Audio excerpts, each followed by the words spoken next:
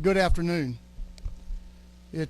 Good afternoon. It's good to see everyone. Thank you for coming to this Game Fishing Parks meeting. A very important day for us as we attempt to learn some more about a subject that's important to all of us, become informed. Democracy in progress. Thank you all for being here.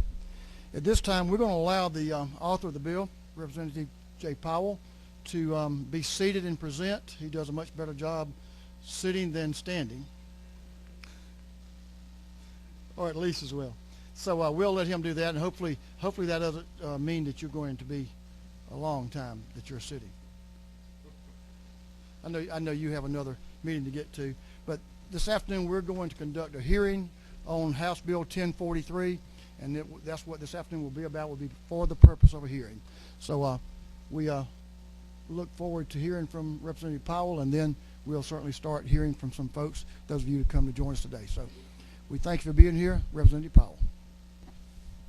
Thank you, Mr. Chairman. This is House Bill 1043, and this is the only bill on the calendar this afternoon, so I would presume that everybody that is here is interested either from a pro or a con or Mr. just Chairman, a curiosity thing. Yes, excuse me. Let me stop you for a second. In Sure. my haste to get the meeting started, we forgot to open with a word of prayer. Yes, sir. We have Representative Jasper to do that for us. Representative.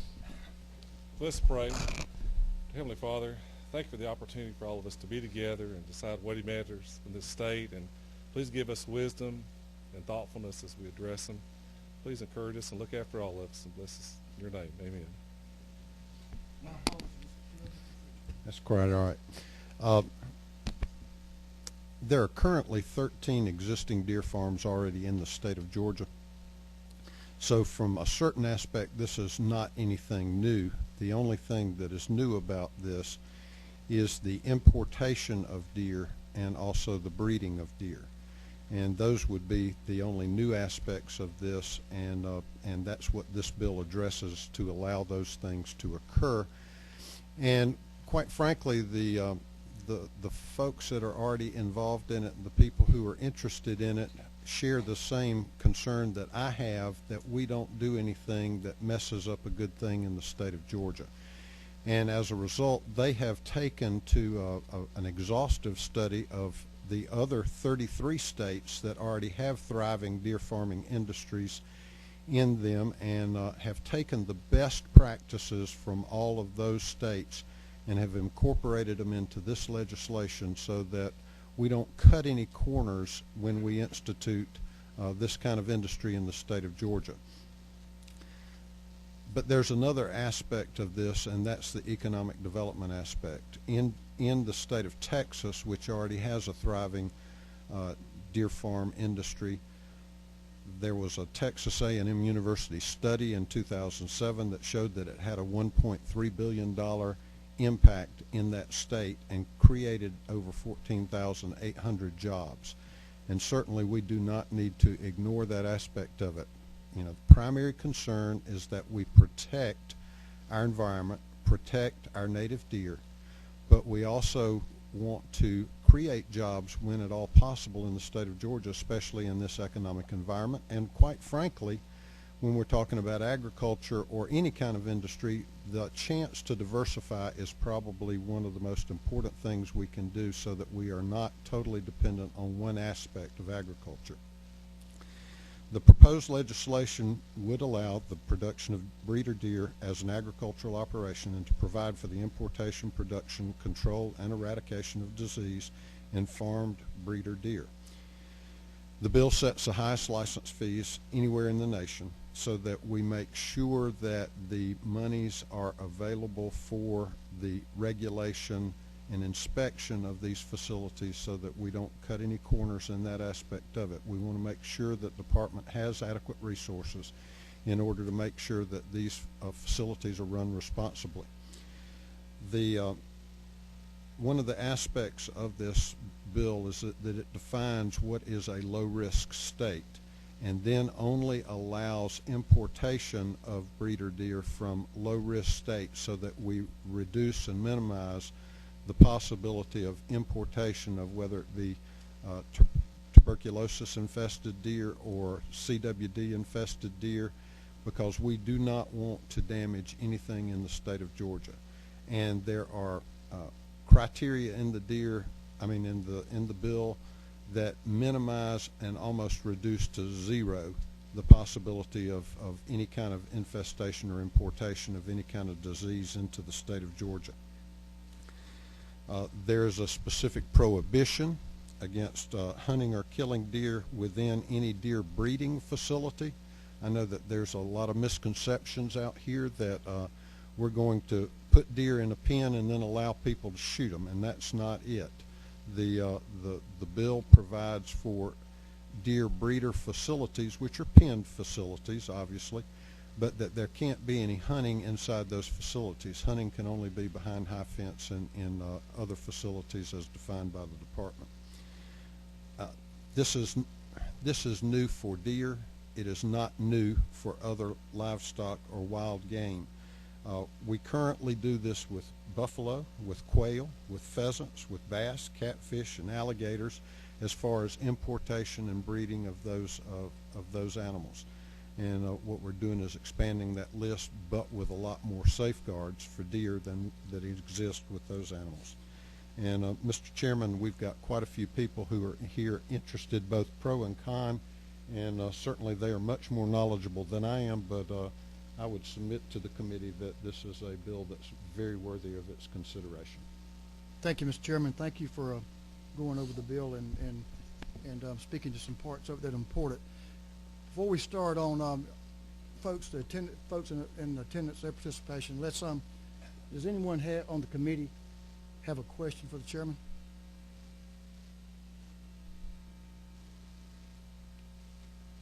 You did an excellent job. I know that you have another appointment, and certainly we want you to stay. Does anybody have a question? Emery, did you have one? Representative Bruce. I apologize for running a little late, but I do have a question. The deer that we were talking about there's a potential that some of that deer could be consumed. Is that correct? Not as far as I'm concerned, as far as the breeder deer. The ultimate aspect of this is to allow us to produce trophy-sized deer that can be hunted inside a fenced enclosure. But the breeder deer are strictly for breeding, is my understanding. Some of the other proponents may be able to answer that more specifically, but that's my understanding.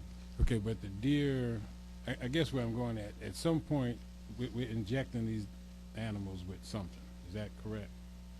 Injecting? Yeah. Is No, there, to help breed them, make them bigger, make them stronger, well, make them whatever? the concept is this, is that there have been deer that have been bred in other states that have had these kinds of facilities for 10 to 15 years. And if we were to start from scratch using Georgia native deer and maybe using artificial insemination but not using imported deer from other states, it would still put us about 10 to 15 years behind the curve as far as developing trophy deer.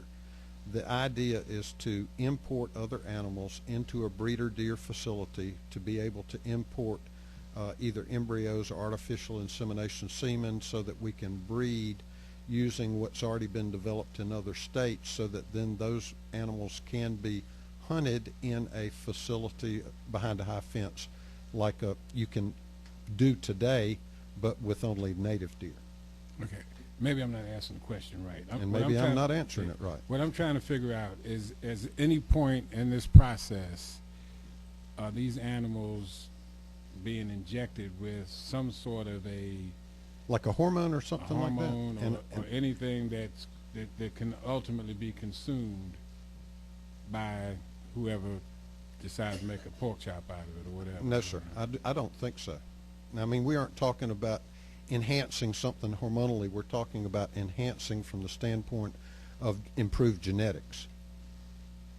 And you improve those genetics by? Selective breeding in other states that's been going on for 10 or 15 years, trying to breed animals with certain characteristics, whether it's bigger musculature, higher weight, bigger racks, those kinds of things that they have been selectively bred for. Okay. And do we, in this process, will we know whether or not those other states have injected these animals with anything?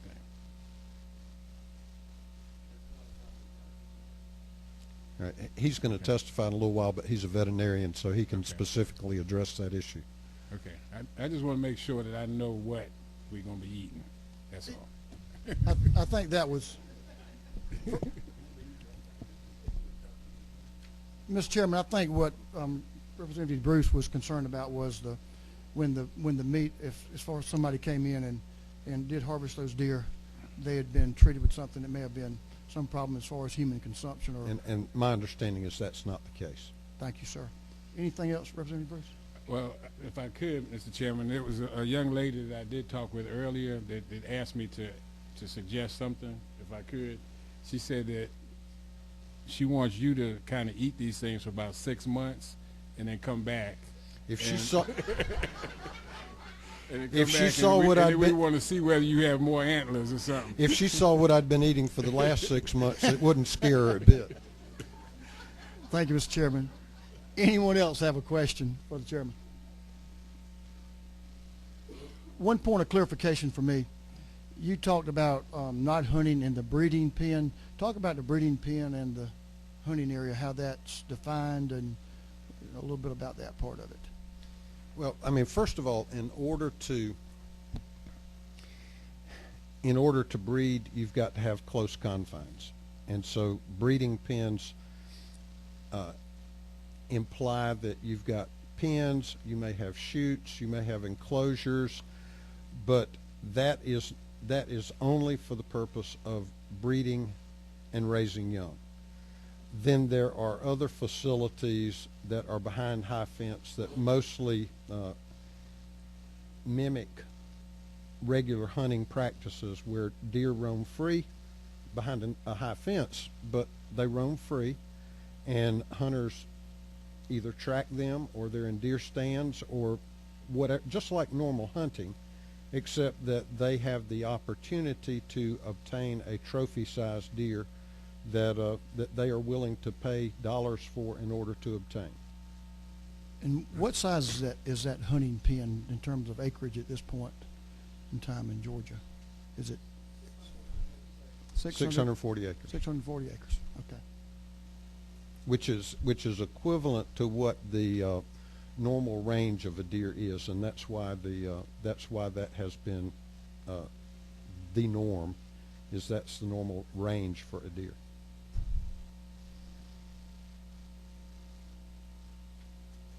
Chairman Knight.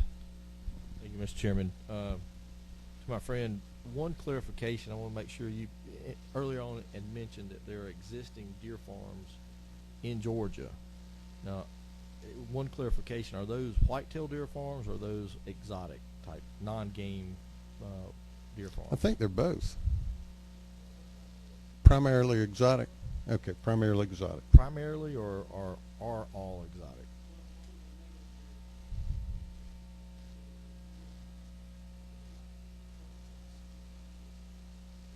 Okay. Thank you.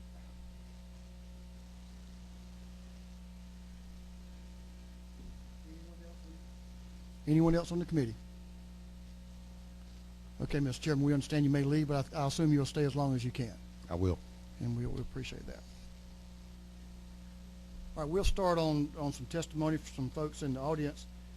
Now, let me give you a couple of ground rules. We started obviously a little bit late, so we have I think we're okay with the room, but we certainly want to hear from everyone. We're here. You're here to help educate us on this propositions, on the pros and the cons, and so we would appreciate you doing that. I'll certainly ask that, and we have a full room. And Representative, if you want to come up and sit down, we'll allow you to, Mac. But if you we'll ask you to bring us some facts to the table. If we have someone who's pretty much said what you need to say, you can get up and say amen, or whatever you'd like to just kind of endorse those facts, and that'll help us move things along. We'll ask that everyone in here is very courteous to others. I know you will be without me reminding you of that, because we are in close proximity, and we want everyone to have an opportunity to be heard and be fairly and equally heard and present their facts. At this time now, what y'all, those of you that signed up saw what we had. We have the bill, and those that are in favor of this proposition and those opposed to the proposition. So I guess what we'll do,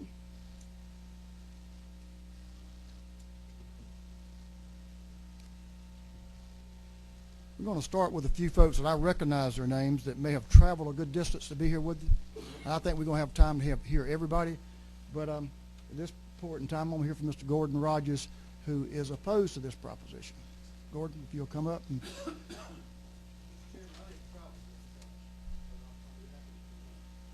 Well, in my mind, you always travel a long ways. I don't know what that's about. I got to get my GPS on you, huh? Mr. Chairman, and thank you. Make sure, yes, that Chairman is Powell, number one. Appreciate it. I'm going to restrict my comments to a very narrow piece of this policy we're discussing here. I'm not an expert on deer or deer breeding. I am a deer hunter, and those in my family are. I'm here today as the Flint River Keeper, representing the board of the Flint River Keeper, and I'm again restrict my comments to a very narrow piece of policy here. This state is incrementally moving toward the privatization of wildlife, fish and game. And that's a very important policy consideration as you consider this technology and these management techniques. Even if the technology is completely safe, even if the technology is completely unthreatening to the wild herd, even if everything would work out fine, we still have a situation here where if you endorse this piece of legislation and move it forward, you're moving toward privatization of ownership of even a few whitetails. Is a policy decision that you need to take very, very seriously. On that ground alone, as a wildlife professional and representing our board, we're opposed to this bill. Thank you, Mr. Chairman. Thank you, Mr. Jay. Hold one second, Marty. We won't take a lot of time, but if somebody makes a point that you need to speak back to members of the committee, please mash your button so we'll know it, and we'll do that. Thank you, Marty. Appreciate you being here. Gordon, I'm sorry. I had Mr. Marty Harrell on my mind. He did travel a good ways to be here with us. Marty, if you'll come up from down in the Camilla area and speak to us, we'll appreciate it. As we'll find out in just a second, you're in favor of this proposition. We appreciate you coming. Thank you, Mr. Chairman. Thank you, Jay, and thank all those who are in support of this bill. First, let me start off by saying that, I'm sure we're going to talk about a lot of things here today, but there's one very valuable part of this that we don't want to miss. Is there's 33 states in the U.S. today. There's over 20,000 deer farming operations within the U.S. This is a study in 2007 showed that it's a $3 billion industry in the U.S. And that was a 2007 study. Let's don't forget that very well. That was 5 years ago. That could be somewhere around $4 billion today. Let's don't forget the economic impact. Now, there's a lot of hunters in the state of Georgia that are leaving the state of Georgia, going to other states, spending their money, their good money, in other states, and this revenue is leaving the state of Georgia, as well as we're missing opportunity, an economic opportunity. And look, this does not change the existing. I'm a hunter, and I've been a hunter for 45 years, and I love hunting. I hunt open range and I hunt high fence. But for the last 10 years, I've took clients all over the world to these type of operations. And there's big revenue in these type of operations. And I've seen where these guys are doing a fantastic job of managing their farms, and they're not, let's also don't forget that we're not taking possession of the wild deer. This does not commingle the wild deer with the bred deer. So I think there's a little misconception about that. So we're talking about bringing breeder deer into the state. We're talking about breeding the deer within breeder pens and keeping those in a confinement and hunting those in that confinement. But let's don't lose fact that this is a big industry and Georgia's missing out. We've got states all around us today that are very successful in this type of industry, and unfortunately we are way behind of what the other states are doing. I compare it to what went on in another industry that I'm involved with, which is the pecan industry. Everybody here that's from Georgia know that the pecan industry has really prospered in the last 3-4 years. What's helped them prosper is that they've watched what other states were doing with almonds and walnuts. They got out and started promoting their product, and they reached out and started following suit what other states were doing. And all of a sudden we see revenue shoot up. We see producers making more money than they've ever made before, and we see that it's a great benefit for the state of Georgia. Now, so for us to close our eyes to the revenue side of this, then we're not looking at the good part of this whole scenario for the state of Georgia, because it brings jobs, as Jay mentioned earlier, that that it brought 14,800 jobs to this industry with the study that was done by Texas A&M in 2007. That's a lot of jobs. And so we need to think about the job side of it. We need to think about the revenue side of it. And then, but still it's not changing what we're doing today as far as the open range hunting. And that's the point in the message I think that I wanted to clear up, is that we're not changing anything that's going on, because it's going to be kept separated and segregated out. Where you got the high fences is going to where the bred deer is going to be, and then in the open range where your wild species will stay as well. Thank you, Marty. Chairman Knight has a question, if you don't mind. Sure.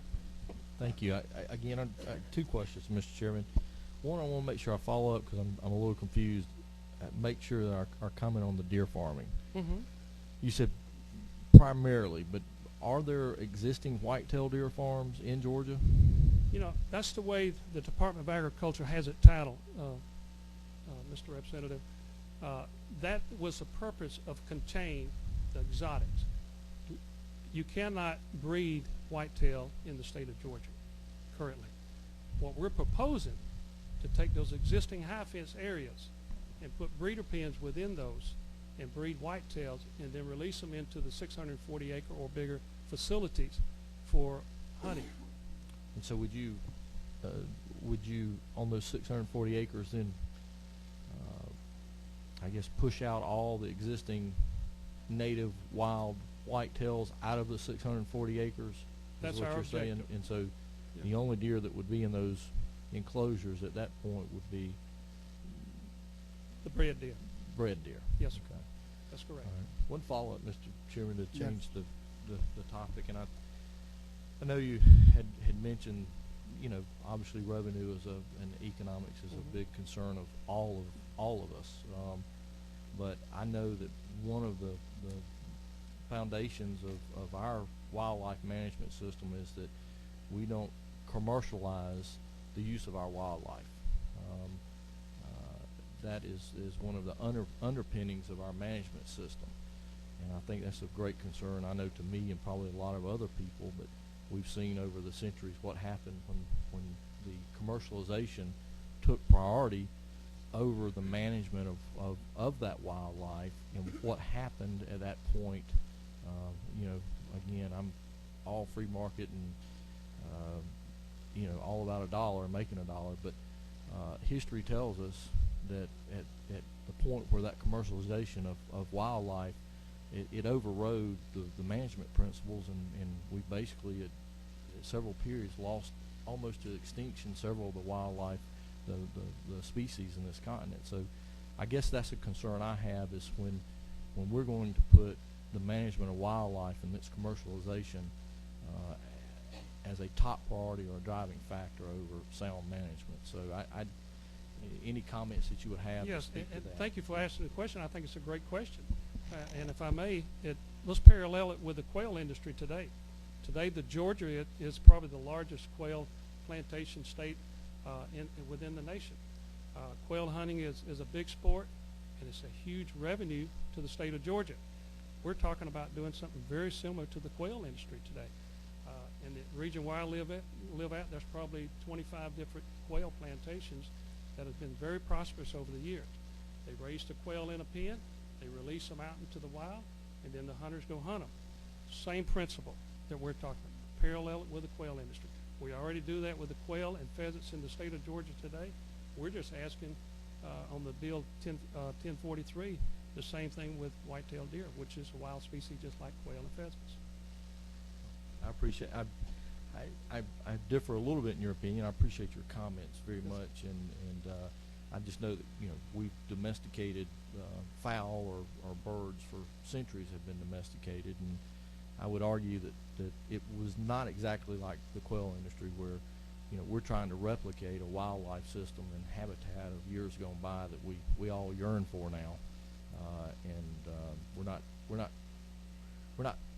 The deer would be the opposite. We do have wild deer out there, good wild habitat, and putting those in an enclosed artificial environment versus trying to do what the quail are doing, putting those back and replicating, old, the historical ecosystem that we had in South Georgia.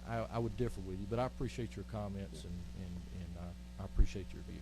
May I say one comment in reference to that is that let's keep in mind that the deer that we're trying to raise and hunt are deer that is upper class in the state of Georgia. Georgia's not even listed in the top 10 of the Boone and Crockett within the U.S. today of states because we can't grow the big trophy type deer. And so what our goals are to be able to grow those deer that people desire to pay money for. The wildlife deer, or the wild deer we have today, does not meet those expectations, and therefore that's why we were looking to push forward with this 1043 so that we could raise deer that that people would desire to pay for. Thank you. Thank you, Mr. Harrell. We appreciate your insight and appreciate you traveling up here and your interest in the great outdoors. We know you are. Representative Donahue. I was going to ask you, could you explain a little bit about how much money and revenue this brings in for the high fence hunters? Just dollars. And you know them well, I'm sure. Well, look, there's a lot of guys who are represented today from the state of Alabama, from the state of North Dakota, also from the state of Florida, that have existing operations of this nature. And they're going to speak a little later, and they can share with you what type of revenue and how these type of operations pay economically. Thank you, Marty. Now, I am keeping unofficial track of the time. So if we have some good questions and answers, you didn't take too long.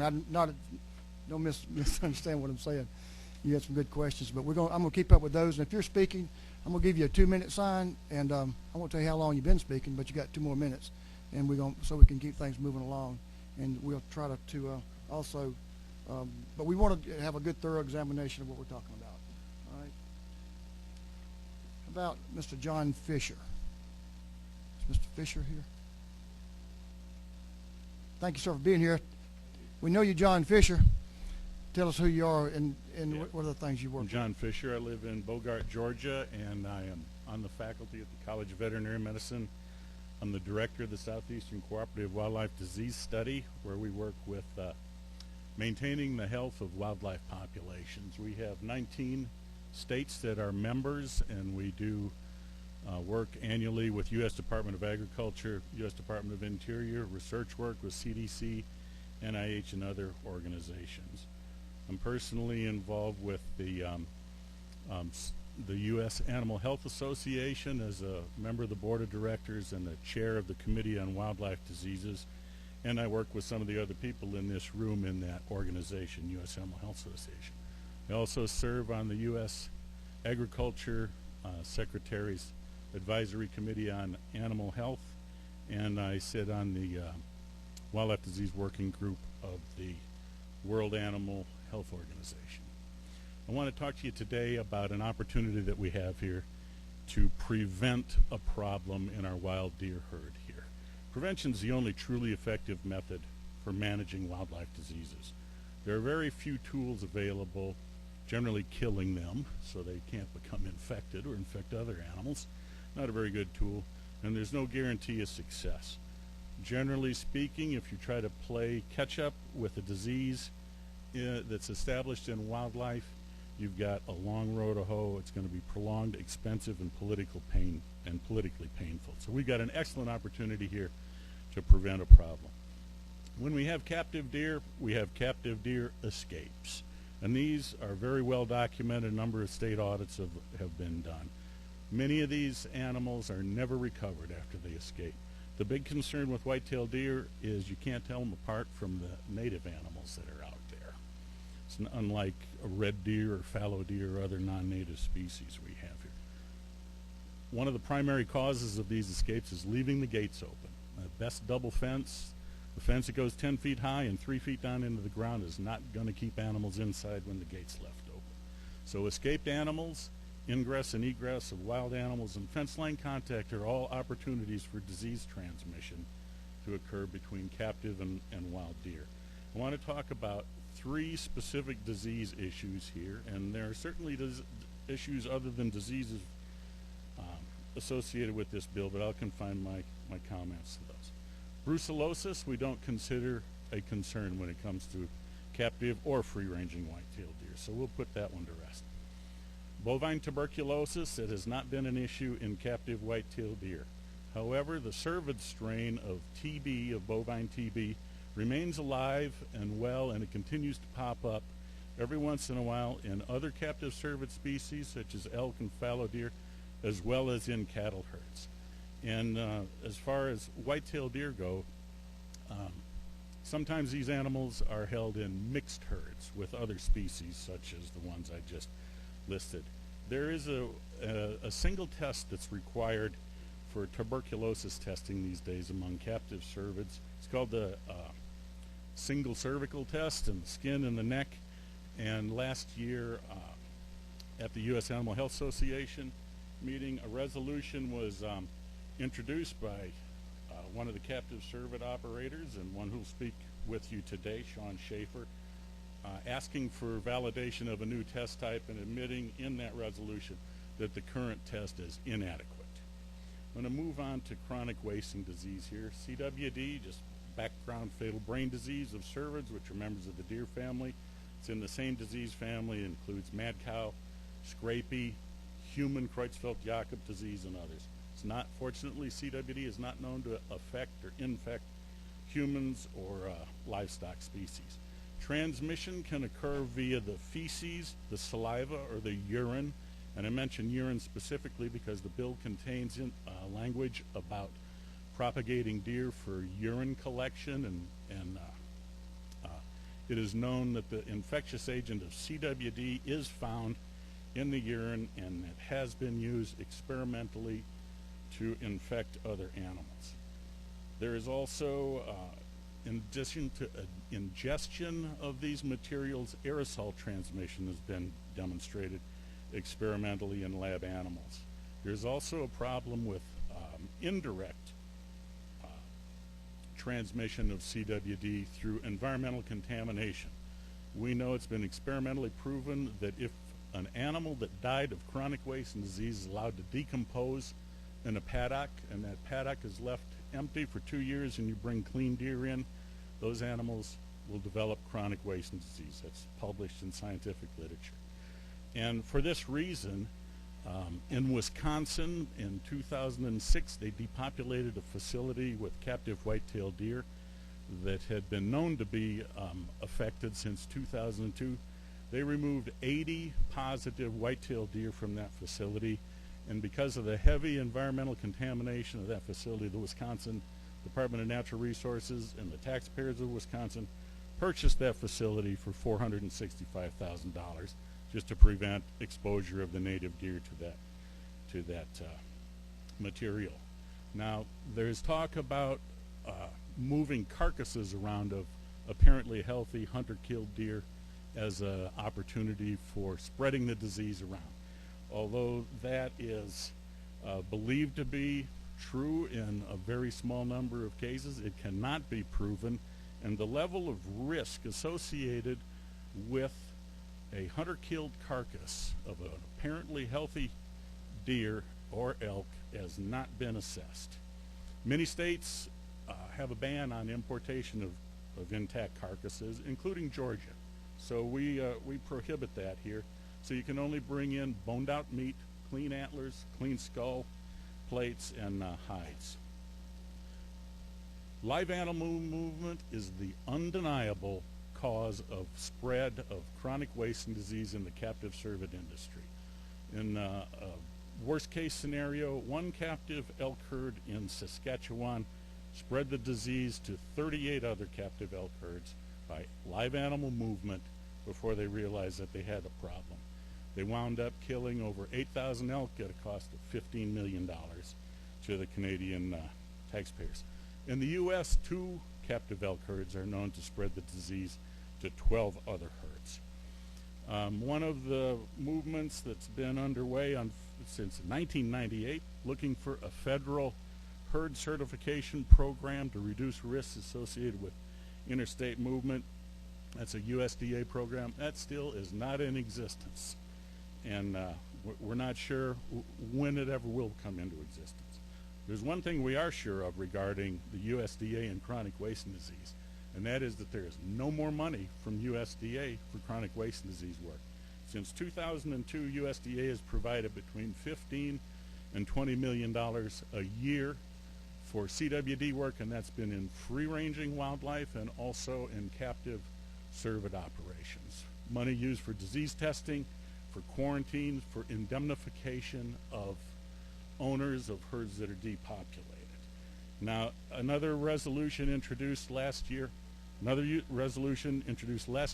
USAHA by the captive cervid industry asking the USDA to restore this money said, and this is a quote, "If USDA funding for CWD tests ends and farm cervidae producers are forced to cover the costs of such tests, there's a real possibility that producer compliance with CWD testing requirements will decrease. Without producer cooperation, the national CWD control program for farm cervidae could collapse." Those are the words of the farm cervid industry.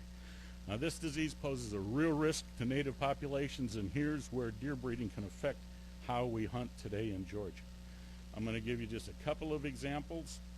In Nebraska, they had a parent spread from captive deer to wild deer in a facility that had 85 positive captive whitetails. In Missouri, where they have tested over 34,000 wild whitetail deer since 2002, last year they found their first 2 within 2 miles of a captive whitetail deer facility that was known to be affected. In Minnesota, they found 1 free-ranging whitetail deer within 2 miles of an affected captive cervid facility, and that occurred back in 2010. They continue to work on that. The USDA and the state of Minnesota so far has spent $1.957 million handling this situation. The USDA provided $1.1 million of that, and the other $800,000 came from the state of Minnesota. USDA is not providing any more money for CWD work.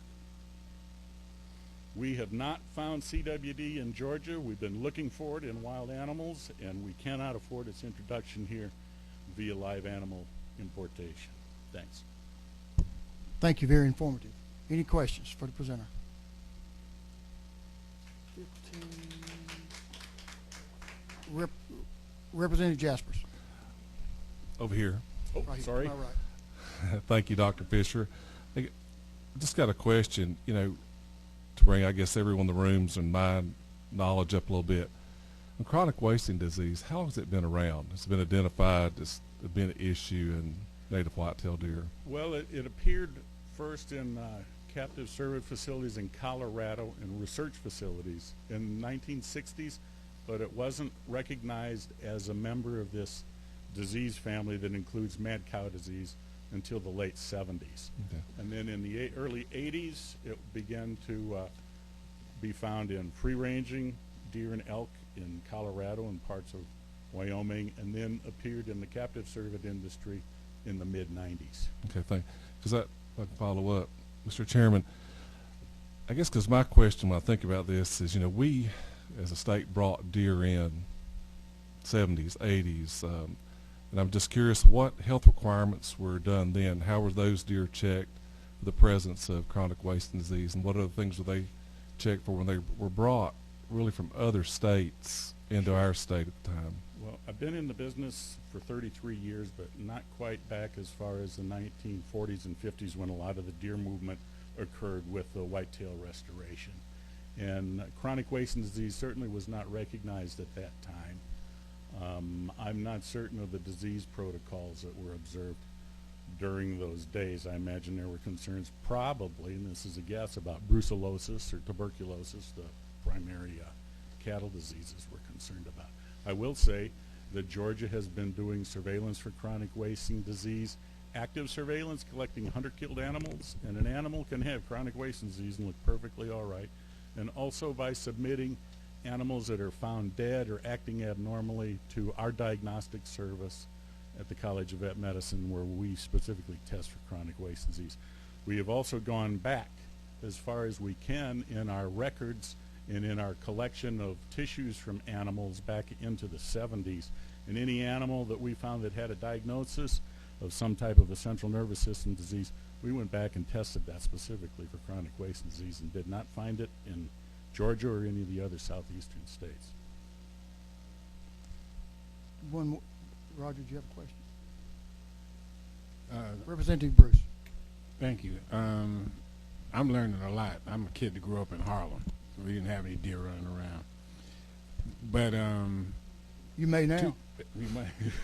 but two questions. The chronic waste disease that you're referring to, what does that do to the animal, and what does that do if somebody consumes that animal? Okay, the second question first. There is no evidence that that is harmful to humans. There's been a number of epidemiological studies done. That word comes from the WHO and from CDC. Here are their exact words. Currently, there's no strong evidence that CWD is transmissible to humans. However, we recommend that you avoid exposure to the disease and do not consume animals that appear sick or are known to have tested positive for the disease. What it does to the animal is there's a very long incubation period following exposure to the disease agent. So that can range from 18 months to 3 to 4 to even 5 years. Once the animals start showing clinical signs, they will start losing weight. They will have central nervous system disturbances. Their behavior will become abnormal. Ultimately, they become emaciated. They may be circling. They may drink a lot of water. They have a bad droop to their ears and be nothing but skin and bones and then die. It's a 100% fatal disease.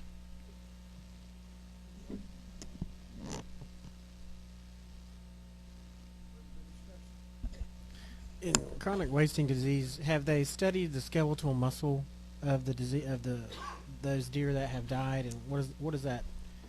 Does that pose a consumption risk if they found disease in the skeletal muscle? Is the disease agent present in skeletal muscle? Low levels have been found there. Do they put humans at risk? Well, again, it's not known that the disease is transmissible to humans. If I had a deer, just like if I had a pig or a cow or a chicken that looked sick, I wouldn't eat that thing. And if I had a deer that tested positive for chronic wasting disease, even though it appeared perfectly normal, I would not consume that. What we don't know for sure is the level of risk of animals that still appear normal. They apparently do not have as much of the CWD agent, which the body kind of generates. It's a different type of disease organism. It's not bacterial or viral. It doesn't even have genetic material. It's a protein that causes the conversion of normal protein to more abnormal protein. In the animals that are very severely affected and close to death, they have large amounts of that stuff in them. Is there a case of There are cases of Creutzfeldt-Jakob disease in people that have consumed venison, and the CDC has investigated them and determined that there's no relationship there. Thank you. Representative Donahue. Let me ask you on another part here where it says eggs, embryos, semen from these breeder bucks. What danger do we have from just that? Well, there is transmission of disease through those types of materials too.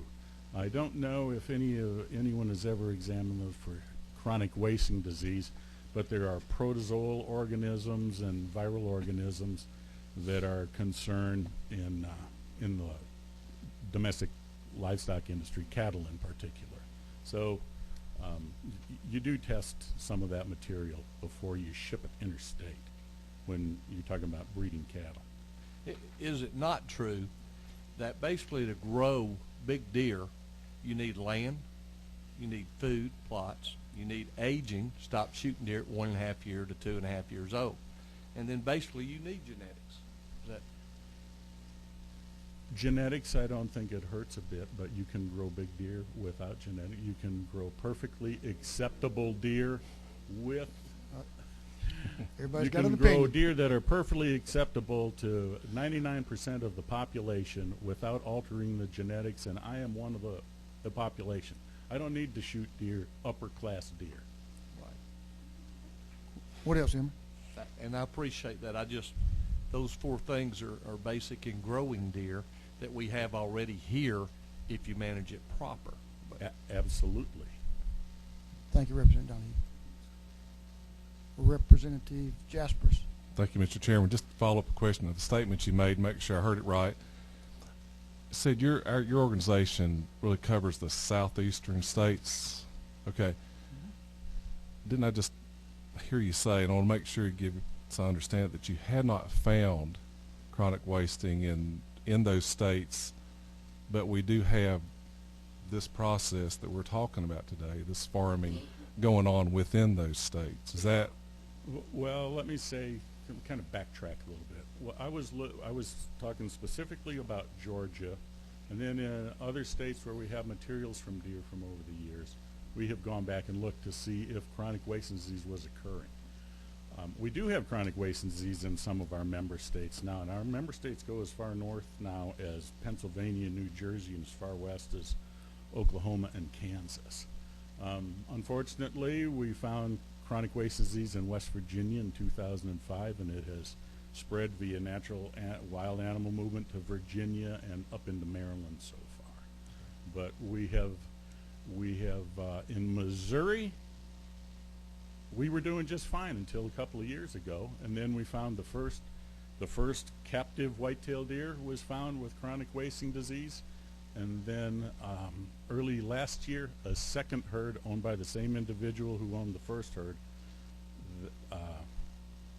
had another CWD affected herd, and subsequently a second animal tested positive within that herd, and then Missouri Department of Conservation found 2 positive wild animals within 10 miles or 2 miles of that facility this past fall, and they continue to work on that situation.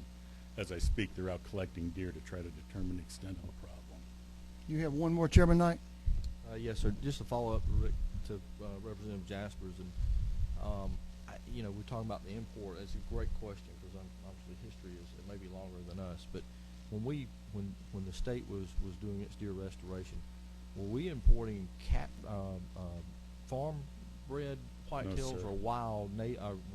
Those were wild animals that were captured from the wild. So that's probably a reason why there was very little, if no, CWD versus. Well, CWD was not known in the 40s and 50s. But if it had been there, it didn't represent itself because they were more than likely wild animals that had a less chance of getting it.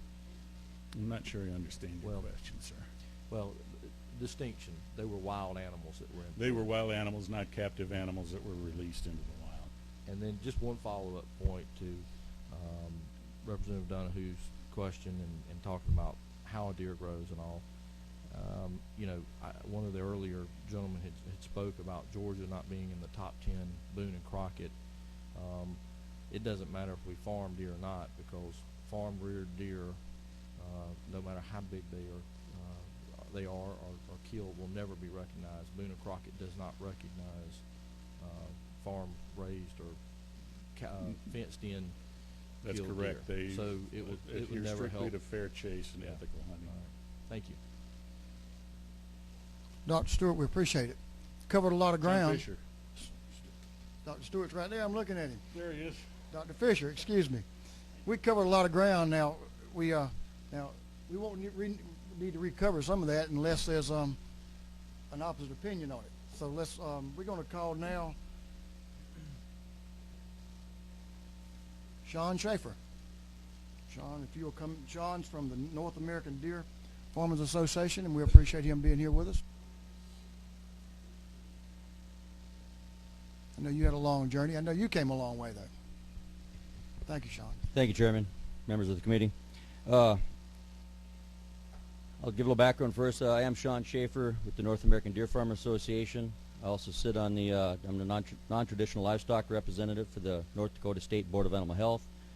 I assume I'm the one that John was talking about, that we share, we're both directors of the U.S. Animal Health Association. You know, basically the association made up of all the, you know, state veterinarians, all the several wildlife organizations, and all the livestock industry of North America. I sit in the advisory council for the North Dakota State University Veterinary Diagnostic Lab, and I sit in the advisory committee for the CZAD, the Center for Excellence of Zoonotic Diseases. So anyway, very active in all aspects, I guess, of the disease part of this industry. I guess I'd just like to address some of the questions that were brought up right away. The representative asked about drugs earlier, and I think what he probably was getting at is, are there antler-enhancing drugs being used on these animals? No. There are no antler-enhancing drugs. If there were, we would have no little deer. So, you know, because we'd put it in all of them. So there are no antler-enhancing drugs. Are drugs being used in these deer? Yes. It's a farmed industry, animal husbandry. We use, you know, wormers, you know, things for lice, antibiotics for sick ones. Everything, all drugs are being used at a veterinary's approval. If it's not labeled for that animal, the drug withdrawal times are established under I think it's FARAD, Food Animal Residue Disease. They have withdrawal times established for all drugs. So the drugs that are used are under a veterinary's discretion. There are no, you know, voodoo medicine out there being used on these deer. I've heard privatization and non-commercialization or commercialization of wildlife tossed around. We are not looking to commercialize the wildlife of Georgia. You know, we're looking. The one gentleman mentioned about purging the pens. You know, by all means, we'd support that. We are not looking to take the public's resources. You know, that is not needed. The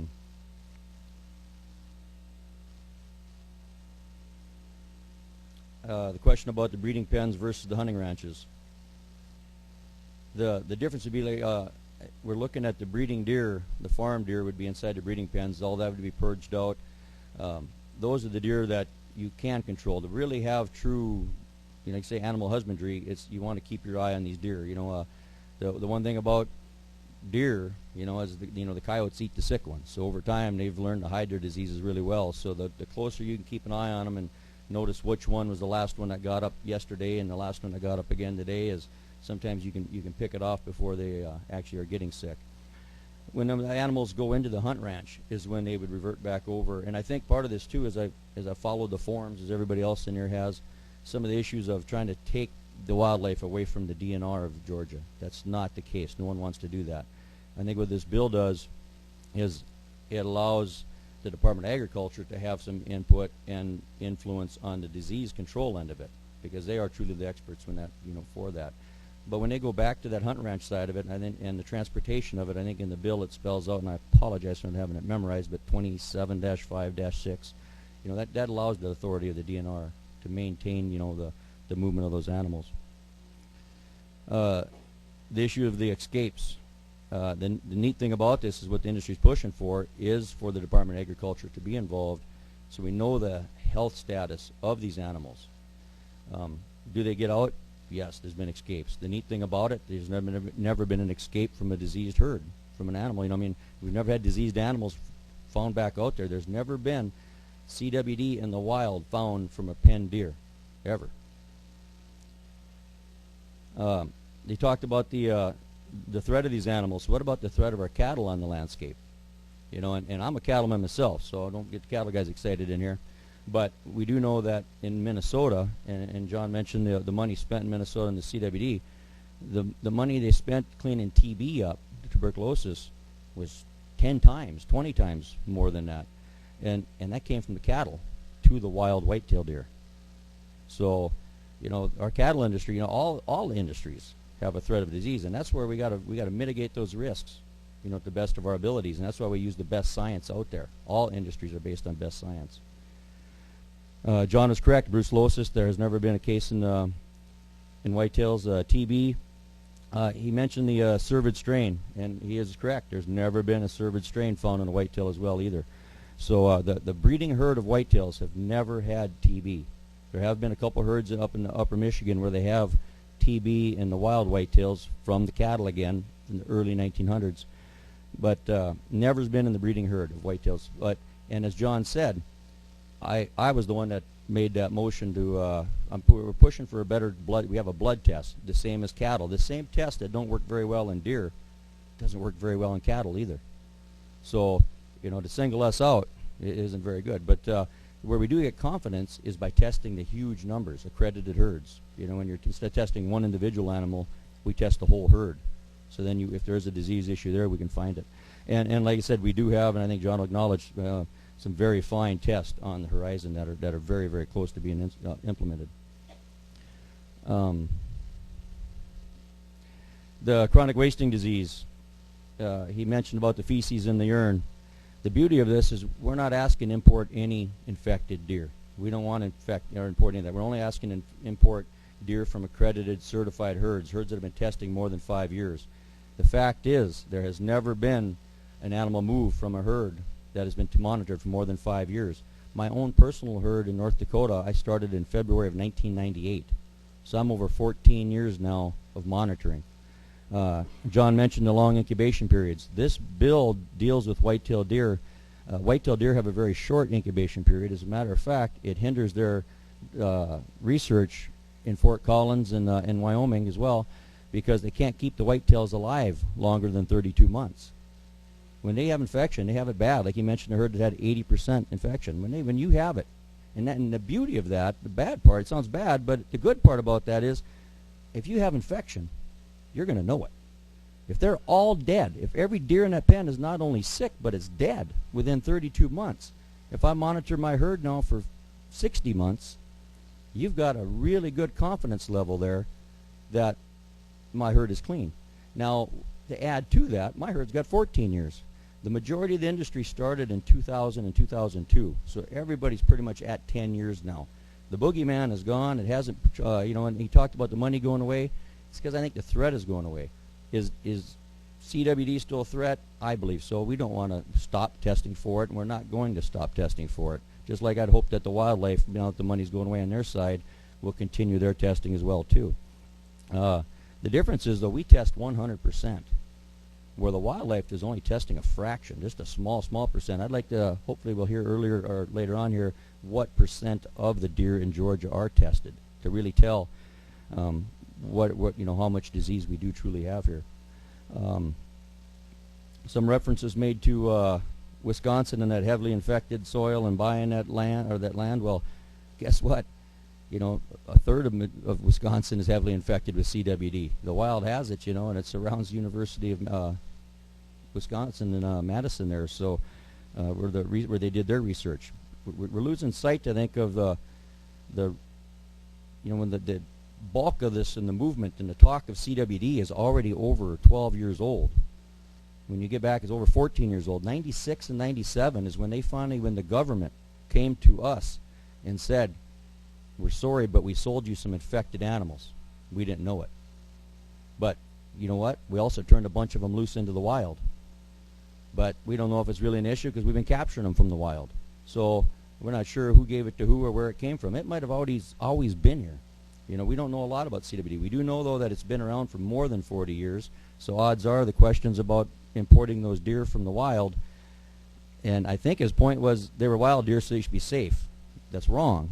The wild deer have CWD. The gentleman asking about the eating the meat.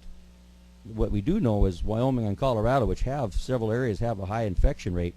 That people have been eating that meat for years. They don't test all the deer in the wild. If you have a 10% infection rate and you're only testing less than 1%, 9.5% are being taken home and put in the freezer, and nobody knows it. And everybody's been healthy for all these years. With that said, it's never decimated a population anywhere. We don't have a declining population anywhere. At the very first CWD symposium John and I went to in Denver, they predicted that in 20 years the whitetail population was going to be wiped out. Here we are 14 years later, we got record numbers everywhere. So it hasn't. The sky hasn't fallen. The dark cloud's still hanging there because it is a TSC. It's a brain disorder, and it's scary, I guess, to everybody. But the fact is, though, it has not hurt the industry. In the last 6 years, there's been 7 cases of CWD. Thank you. In the wild, in the farmed industry. We're talking 1 deer. So we're talking about this 80% infection rates. In the last 6 years, there's been 7 positive deer on 7 farms in 5 different states. None of those deer, and the epidemiologists tear this up and down. They crawl inside and out, and they've never found traces from one herd to another. What they are finding was traces to taxidermy. If we look in Michigan, New York, to hunter-killed carcasses. We mentioned Missouri. Missouri's gotten beat up quite a bit today. The amount that they were testing in the wild could not find a disease at a really, really, really small incident rate. What we do know, though, is they were testing at a significant rate in the hunt ranch to find disease, and they found it. Guess what? They found it. Great. System works. Just like we're telling you. If we stick to the 5 years of science, we'll find it. Now, what the epidemiologists are finding, though, is that the level of infection that they have in there, if they had 2 positive deer in that pen, isn't enough to spread to 2 individual deer 2 miles away. So odds are what it is, the environment in that area of Missouri has got a long-standing infection from somewhere else. It's low incident, but it's probably been there for 40-some years. They fenced that area in. Those deer also were born on those properties. They were not moved in there or imported into there. They were born there. So they probably contracted it from the environment there. They were healthy deer. They were not sick deer that died. A hunter harvested those deer because they were healthy-looking deer. So the chances are, with the way it's really looking, is that it went the other way. The CWD came from the wild and went to that hunt ranch, and that poor producer is a victim of the circumstance of where he lived, I guess. So, how much time have I got yet? I know you gave me the warning earlier here. Go ahead. I'll open her up to that, we'll let and you we'll see finish what up. from there. Representative Bruce. Yeah, I know I've got a lot of questions, but I'm trying to learn. With the issue around the escape, because I think that was the big issue that the deer can get out, would that be resolved by having a double layer of fencing? So if one gate is left open, there's another that's closed? By all means. And John was correct. The majority, I'm telling you, 99.9% of all escapes are through a gate that somebody left open or didn't latch properly. That's 99% of them. But back to it, though, and like you say, the double fence, because you'd have 2 gates and definitely could mitigate that. And on a breeding facility like that, wouldn't it be that hard to do? And then secondly, would it also not be, if this passes, could it not also be that it's a requirement that those gates have some sort of an electronic device that makes them close automatically behind whoever walks out? Well, that's, as you all know, it's tough to legislate dumbness, I guess, or whatever, human nature, accidents, we try it all the time, but to put safeguards in for everything, I mean, some guy out there is going to find he's going to put a rock up against it or something. I mean, it could happen. I think the big thing is just to make sure we have the rules and the regulations in place so those deer that are inside that fence, because those deer are they're deer. They're not genetically modified like we've heard people talk about, genetically enhanced, genetically modified. This isn't corn we're talking about. Them deer, they might control the breeding of them, but they're not doing anything to control the genetics. They're not going in there changing the chromosomes on them. So those deer, if they do escape, they're healthy deer. That's the positive thing. No different than the cow that's standing out there in a 4-foot fence, licking on the salt block that the deer licked on that night. So the big thing is, remember, the diseases mentioned here, are no different than the other diseases. The chronic wasting disease is a little different than the mad cow, but it's the issue is we control it with our risks, by implementing strict regulations, and your Board of Animal Health can do that. Representative Donahue. Let me ask you another question. It's been pretty much years, even in Georgia, that we had high fence. I remember growing up in Pine Mountain, we had a place called the Royal Hunting Preserve, Roosevelt State Park, just below there, in the late 60s and 70s. And we had a lot of animals that would escape because of gates or trees that fell on fencing. And I know they pretty much built fences a lot better now, but we'd have leopards and pumas, all these animals that would be running around that you would see, and people would think you were drinking, and you reported them until they saw them. So we've had problems with escapes for a long time. If you watch a lot of these hunting shows, your superstars that you think you're watching, most of them are hunting in high fence if you know what to look for. Is that not true? Most of your hunting shows, if you really look at a lot of your hunters that are on TV regularly, they're hunting in high fence area. A good percentage of all hunting is done behind high fence now, and a lot of them they're not hiding the fact. If you listen and watch, they'll list the names of the ranches and the locations. It is becoming very accepted because I think part of it is, that 60 Minutes clip we all remember as we were growing up, where they were shooting that mouflon ram, with bunches of arrows. That wasn't bad high fence hunting. That was a bad bow hunter. I mean, somebody should have threw that guy in jail. But that isn't supported by us or by you or by anyone else. We do not support that small can hunting type thing. And also I know there's some talk here today about the large racks. I can tell you as a leader of this industry, the 150-inch deer is the meat and potatoes of it. I mean, that's the one, that's the bulk that everybody's after because it isn't a rich man's sport. The average guy, to go hunt a 150 class deer is probably going to cost you that $35,000 to $4,000 range. Go book a hunt in Pike County, Illinois, Kansas, Saskatchewan, anywhere that's, has great whitetail hunting where your odds of harvesting a 150 class deer are. It's going to cost you $3,500 to $5,000, might cost you $6,000 to $7,000. So the average man, the working man, the blue-collar worker can save up and can go on these hunts just like anybody else, and that's what's really driven it. Land access and fragmentation has driven this industry. And if you guys as a legislature can address that issue, you'd kill this industry. But what's driving this industry is, living downtown here in Atlanta and not having, how far do you have to drive before you actually have a place where you can get out and take your kids safely hunting? Rip, you got one more? We basically, just to prove a point on a lot of this, I have land in Harris County, okay? Bill Jordan, Jeff Foxworthy, they have land there I know well that they've grown some pretty big deer. Again, it's letting deer grow, managing your herd. We're talking about wild deer now. Managing your herd, making sure they have a sanctuary to keep them alive, and basically genetics are good. You can grow good deer if you allow the patience of hunting. And some of these fees going up to the big 200 plus deer to $25,000 that are in fence. And I hunt all over the world, so I've seen both sides of it. One of the things back to the embryos and semen, is that something that you think in Georgia, and I'd ask the gentleman there, do you think that's something that you've seen work well, or do you always have to have that big stud buck that you pay a couple $100,000 for, and you're basically producing big deer?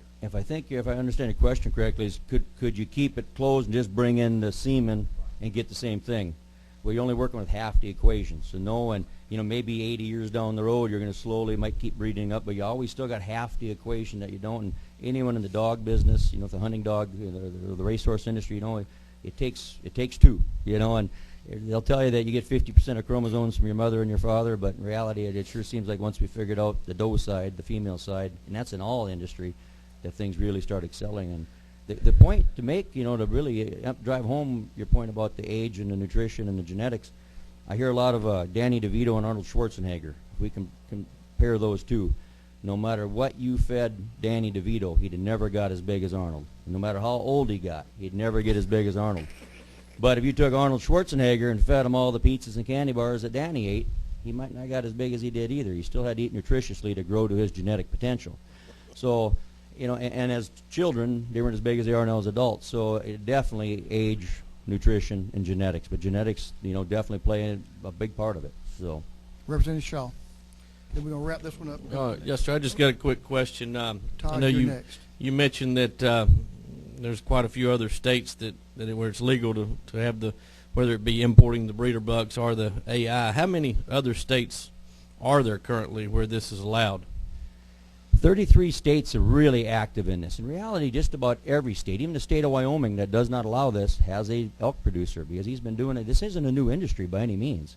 That elk producer's been there so long that they couldn't shut him down because, he was doing it before I think they were probably a state. So it's every state has some form of it. We go up to Alaska even. The native people have been farming them reindeer and Eskimo or the caribou forever, and so it isn't. Teddy Roosevelt in 1908 directed his director of agriculture to explore elk farming and deer farming, and I think it's Farm Bill 330. Anyway, but there's 33 states that are really active in it. You know, the western states, when we're talking white-tailed deer, which is really what we're talking about today, and that's the 33 I'm talking about, the western states don't have a lot of real huge wild whitetail industry. So it's not a big thing. We're 33 states, yes. Thank you. You did a great job. We appreciate your input and lots of good information. Thank you. Appreciate you being here. Todd Holbrook, DNR. We're glad to have you, Todd. As always, look to hear you some information. Now, we've almost been going a long time, and we've had two good presentations. So we're gonna, Todd, you're gonna be 5 minutes, sir. I want to pick up the pace. Yes, Yes, sir. Thank you. I would like to add just a little bit of clarification on some of the discussion. 1950s and 1960s is when we brought deer into the state of Georgia, and a very fundamental difference: you were stocking unoccupied habitat. Very basic. There's no risk to deer that aren't there. So very, very basic difference. The Department of Natural Resources has three primary observations and concerns with the language of House Bill 1043 that's now before this body. And I need to emphasize that those concerns are as serious as you will ever see in the arena of wildlife policy. First, the foundational issue of state ownership of wildlife. The critical link to all of our modern wildlife conservation successes includes restoration of white-tailed deer, restoration of wild turkeys, restoration of bald eagles, creation of National Wildlife Refuge System, creation of our Georgia wildlife management areas, and more. That critical link is public ownership of wildlife. That's not just because public funds paid for these things. They did. But more importantly, perhaps, success required that the public was a full shareholder and full beneficiary. Unlike some of the assumptions that HB 1043 privatizes deer, I don't think 1043 is clear on who owns these deer. I could not pick it up out of the bill when I read it. And that is not just a philosophical problem. I have a few questions to illustrate my point. If a serious communicable deer disease is found in a breeder herd, TB, CWD, will the Department of Agriculture depopulate the entire herd? The alternative is that the disease is maintained, remains viable, and persists as a threat to wild deer simply by letting sick deer live and roam within a breeding facility. If the Department of Agriculture does depopulate, does the state pay the facility owner for those deer? If these deer are in fact state property, can state property, the deer, be sold out of state for private gain? What happens to the deer and the facility when, and I do say when, a deer farmer goes out of business or loses his license because of habitual serious violations? I would have to point out this has already happened in the state of Georgia.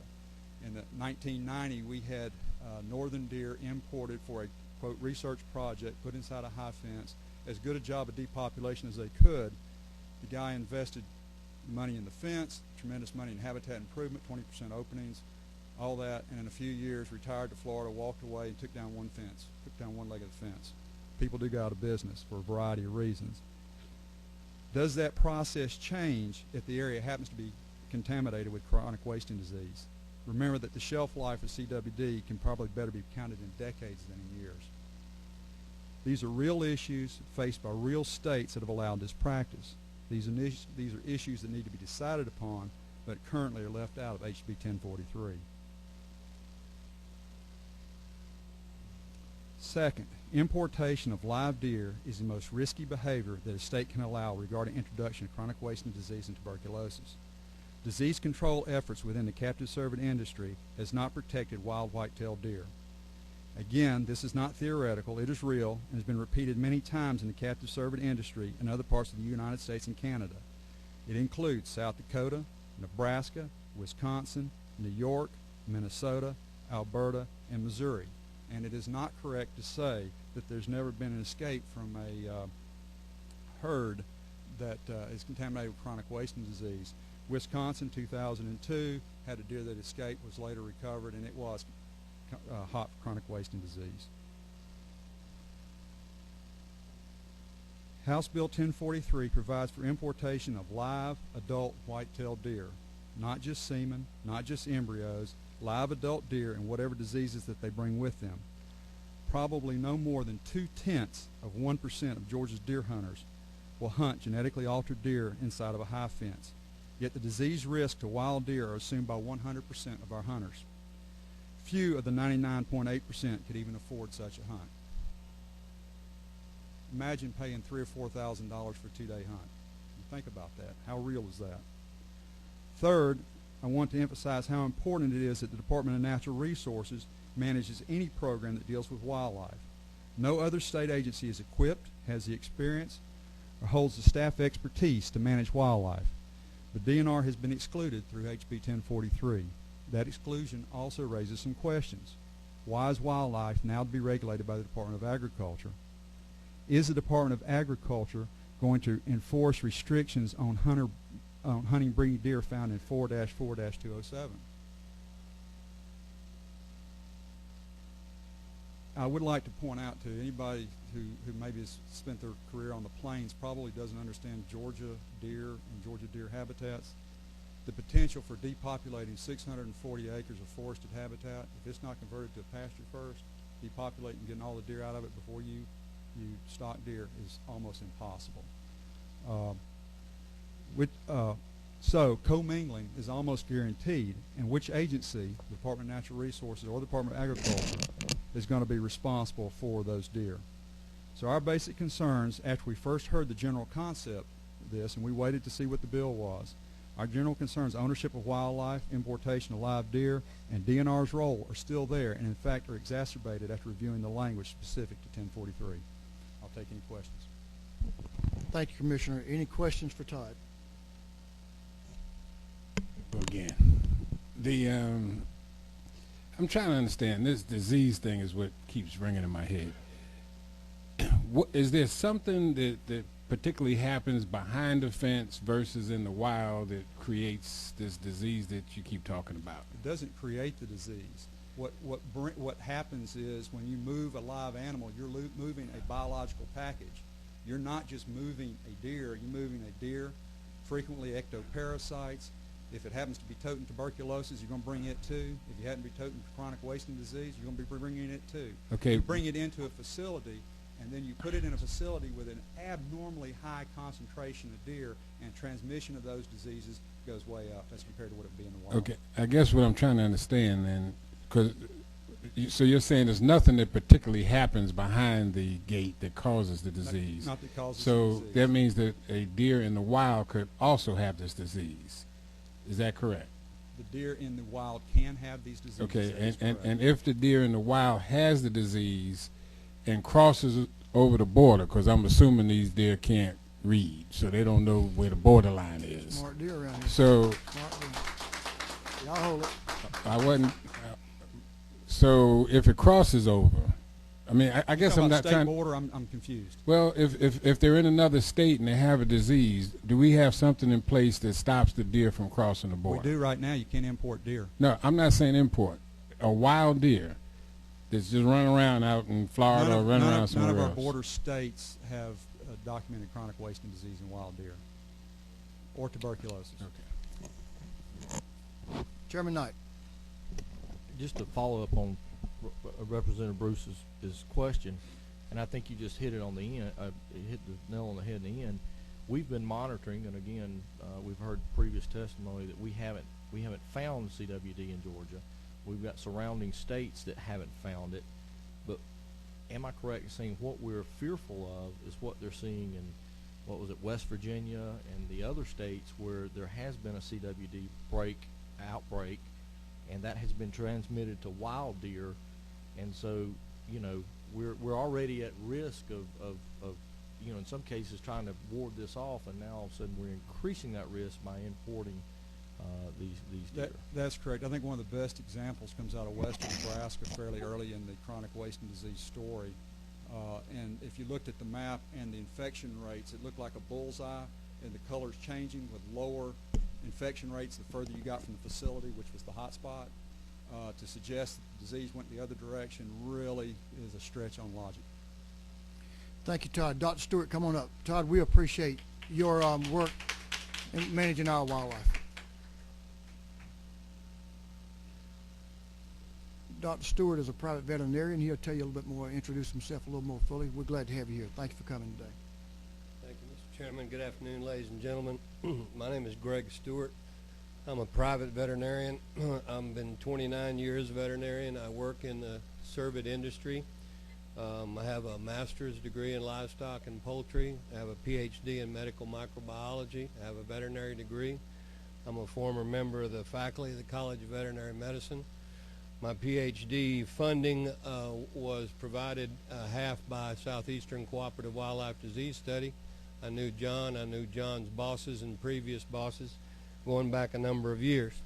I've been asked to serve as a resource for questions various legislators have had, various organizations have had. I've read the bill. I presented some information to another working group in the form of a white paper which tried to outline the most conservative approach for addressing what 1043 does do. I will tell you that I work in about 13 states across this country. We are one of the few people that have a mobile laboratory and a mobile hospital. We do artificial insemination, we do embryo transfer, we do collection and freezing of semen, we do herd health consultations in a number of states. I'm a native, okay? I would like to see our state have its best foot forward in this process. As I read 1043 is about breeding deer. It doesn't address hunting deer, and it specifically forbids hunting deer inside of that facility. To the gentleman's question about eating pinned deer, that's so rare that it's non-existent, sir. Pinned deer aren't eaten. As to the gentleman's question about escapees, and we couldn't tell escapees from the wild deer, yes, we can. A couple of they all are tagged. They're multiple tagged. They have microchips in them, and most deer are tagged in both ears in the pen facilities. And if you know anything about pen deer who have been raised in that facility, I'll give you a case in point. In Wisconsin, one of my clients had 140-mile-an-hour lateral winds, and his fences went down in one of his 2 farms. Pen deer who are used to eating and drinking and habitating in a particular facility, when somebody drops the gate, they don't head for the next county or the next zip code. They hang around looking for the next meal.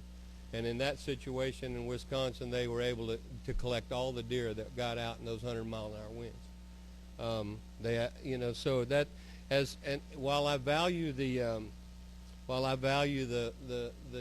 job and the work that's done by the riverkeeper, I would respectfully disagree that this is privatizing wildlife. I think Georgia is blessed with more public hunting lands than almost any state relative to their land mass. I don't think the short list of people that will become deer breeders in the state of Georgia is going to encompass that much in terms of square footage or square miles. And these pens are, these facilities are small. They're not going to restrict the movement of wildlife in general, and they don't privatize hunting because, we're blessed. You look at Pennsylvania and you look at Texas, there's a paucity compared to us of public hunting lands, which has facilitated the growth of preserves and plantations and ranches. As to the gentleman's question about hunting to extinction, you can only hunt to a limit. I mean, today we have licensed high fence facilities, hunting facilities in the state of Georgia. You can't hunt an animal to extinction. You can only hunt what's the limit of inside that enclosure. So if the example of a passenger pigeon or the example of people riding and shooting bison down forever and ever, that's not going to happen in this situation because you can only hunt what's available to hunt in your facility. You're not going to hunt something to extinction by doing that. What I can tell you is that we make a lot of mistakes as human beings when we don't know better, okay? And a lot of the data that has been presented here today and some theoretical risk and some anecdotes about CWD occurred when we didn't know any better. Occurred whenever we didn't have testing methodology that we have today. Our testing methodology is so much better than it was in the 90s. It's so much better than it was 2 years ago. You know, what I can tell you is that I work in somewhere, in most years it's 11 to 13 states. And I can tell you that this system is working in those states. You know, this system is being managed in these states, that animals can move frequently from one facility to another and not have the risk that has been theorized, you know, in some of this. And what I can tell you is when we don't understand a disease situation, you know, if we had an exotic virus come in, for example, like they're suffering in Europe or today with their lambs, the Smallenberg virus, you know, we put out sentinel animals that are non-vaccinated, that are completely naive to the disease, and expect them to be infected with whatever the wild virus is. Well, our whole facilities are sentinel animals. Our animals, I'm a shepherd. I raise sheep. My family and I been in the small ruminant business for 2 decades. If I want to stay in the Scrapie program to export my animals, 100% of my animals have to be tested. Any animal over the age of 15 months that dies in my facility, even if it got struck by lightning, has to be tested. Okay? The facilities that we're talking about here, that the same thing is true. If a deer is startled because a fire retardant plane is flying over, this happened at one of my clients, and he runs into the fence and dies, that animal is tested. Any animal over a certain age in my flock, 15 months, gets tested. Any animal that dies in a pen facility gets tested. So the whole facility is sentinel animals. It's a beautiful system, and what I would say to you is I've seen this system work in a number of different states. Our technology for assessing the risk is getting better and better every year. As to the gentleman's question about semen and embryos, Sean said you're only getting half of the equation with the semen. That's true. With the embryo, you're getting both halves of the equation. But if we're not allowed to legally import animals into the state of Georgia, what am I going to use that semen on? Or who am I going to put those embryos in? I have to have a recipient female in order for me to have an incubator. I have to have a doe in heat in order to use that semen. I don't think the bill suggests that that these interests that are interested in deer farming want to take the state's resources. I think what they want is a breeding colony inside of a high fence situation. And yes, you can double fence them. That's a great idea. We suggested that in one of our working groups. Double fence and make sure the outside fence doesn't have any gates in it, sir. You know, there are ways to manage this situation, and it's being managed in a lot of different states. So, I'm happy to discuss this. If you used only semen and embryos, you're going to have the vessel to use those on. I think I see a system in Georgia where the penned animals are bought, they're brought in here, they're managed, etc. You use those animals to breed up with, and that doesn't leave the DNR out of the party. If you decide you want to release a shooter buck outside of your facility to go to the main body of the ranch or the plantation, you know, that animal now goes into the hunting territory, and that's obviously going to be managed by DNR. I mean, those are the people that are bird dogging the hunting regulations now. The DNR has regulatory authority. You know, why not? That's their skill. Why not involve them in that part of the process? You know, animals, as the bill is written, the number of parameters that are collected, and we propose that each animal that is moved, nobody's here has said anything yet about DNA in these animals. But if an animal is registered in the registry in the United States, it's DNA. So if the DNR or the Department of Agriculture wants to know anything about the inventory of these animals and to keep crooks or night flyers from working in this thing, all the animals coming into the state are going to be registered animals, no doubt, and you can require that if you will, you know, and they're all going to be DNA'd. So there'll be a database of all those animals. So my opinion, sir, Mr. Chairman, is, and I'm here to help the state of Georgia because I'm a native and I enjoy what I do, but I'm also asking the committee to consider the fact that science moves forward, that change occurs, that change is the most frequent thing that we experience in our life. And if you're scared of change, then you're scared of that thing that you experience the most in your life. And that's a horrible way to live. Thank you. Thank you, Dr. Stewart. Got a question for you if you don't mind.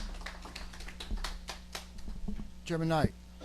Thank you, Dr. Stewart. A couple of questions on this bill. We've heard today that, you know, the hunting, the non-hunting of it, but, you know, as a CPA out there, we always sort of look for where the money is, and obviously, you know, we're not breeding these deer for meat. I would argue that that's really not the reason, but aren't we really breeding these deer to be shot? And I guess one of your comments, and that's where I'm trying to sort of follow up on, is, you know, are we saying that these breeder deer, these breeder bucks, are never shot? Or are we saying that the bred deer are never shot? The deer Because that that's are in the money behind, you know, we are all doing this, and I guess the reason this is being done is for a profit motive, and so I'm curious as to that. Yes, sir. The deer that are in the breeding colony remain in the breeding colony until at some point some of those animals may be released to be hunted. Okay, because in the genetics business, you're only keeping the top 1 to 3% of your breeding males in the population. Mm-hmm. Okay, so hunter harvest is an important component of this. No question about it. These animals, though, that would be imported, if you allow that importation into the state, would be bought, sold, and traded, and there's a $600 million a year component in the state of Texas of industry that's been created just associated with the breeding, sales, and trading of these animals, not to mention the hunting aspects, which runs that number way on up. 2 follow-up questions, Mr. Chairman. All right. Well, talking about Texas, and obviously a lot of the I guess our deer concepts are coming out of Texas. I know we debated one last year, but this year it's this, and Texas is obviously a leader in this type of deer activity. But isn't it true that Texas has closed its borders to deer importation since about 2002? They don't let you import deer? That's correct. Yeah, they had their borders open for a period of years, a number of years, and then at a point they did close their borders. So that basically the point of that was to allow importation of improved genetic stock, and they saw the state saw a need at a point to sunset the importation, and they closed the borders. That state today is closed, but it was open for an awful long time. Go ahead, Alice. And I guess just one more point, and obviously as we come into doing anything in the General Assembly, and this may not be your question to answer, but obviously we've talked about not only the regulation enforcement on the deer farming side of it, but also on the hunting side of it is you know, who's going to pay for this? In other words, where are the resources that either the Department of Ag or Department of Natural Resources, where are they going to get the resources that they need to implement the regulations, follow up with the enforcement? Because I believe if you go out and look at the Texas models, that's a pretty substantive regulation task force that they have. Full-time officers, a lot of money is spent on that. The working groups and the discussion sessions that I've been a party to, the first objective of this bill or this industry was that it be either revenue neutral or revenue positive for the state of Georgia. Okay, and money comes from permitting fees for a facility, inspection fees for a facility, transportation permits moving inter and intra-state. There's also been discussions about, for example, a luxury tax. When you go to stay in a hotel here in downtown Atlanta, you find out about the room rate, but you find out about the luxury tax when you leave. It wasn't quoted in the room rate. So there's been discussions about a hunter fee or a luxury tax on that end of it, and I'm sure there's lots of other possible ways that this can be revenue neutral or revenue positive for the state, but that's the intent of it. The permitting fees, by the way, as they're proposed in 1043, are higher than all the other states that I work in at the moment. Representative Donahue. You know, I've hunted in South Dakota, North Dakota for 30 years pheasant hunting. Love hunting wild pheasant. Don't really get excited about hunting pinned birds. I've hunted quail and raised German short hairs for years and never really enjoyed hunting quail that you had to kick up. I still like the fair chase. I like to go out, read a topo map, how to beat that animal. I might lose today and tomorrow, but eventually when I win, I have the choice to take that animal or let it go. I've done that all over the country, and that's what I call hunting. I have buddies, and I know people that have farms. I don't begrudge them in South Dakota, elk farms. I see the business side of this. I really do. My number one still concern is if it's not broke, you don't have to fix it. And without CWD, without it in Alabama, and I have land in Tennessee. And I look at this as I want to protect this in Georgia. I'm still a firm believer. If we hunt by certain rules and regulations, you can grow big deer in Georgia. We have a lot of big deer that are taken. I see humongous deer in South Dakota and North Dakota that are wild deer. But, you know, that's my biggest concern is chronic wasting disease. And I, you know, I'm not against anybody or rah-rah here or there, but I just still feel that, you know, I'm still out for the fair chase hunt. And I've been on a couple of the high fence areas where I've just been there as a bystander, knowing people. And I've watched it even where they drive you up in a truck on some places and 25,000, you can shoot this elk over here or you can shoot this animal over here. And, you know, I've just watched it where it started out to be one thing, and then it got to where it was always about who had the most money. And I'm just stating that as a statement. Well, I appreciate you, your remarks. You know, I don't think I'm going to respond to that because 1043 has to do with deer breeding. It doesn't really, to me, doesn't speak to deer hunting, and that's a separate issue. But it is definitely, I mean, if you have one, you're going to have the other. Thank you, Dr. Stewart. We appreciate your comments. Brooke Sheehan. Brooke Shane, is he here? There he is. I couldn't see you back there. Good to have you again with us today.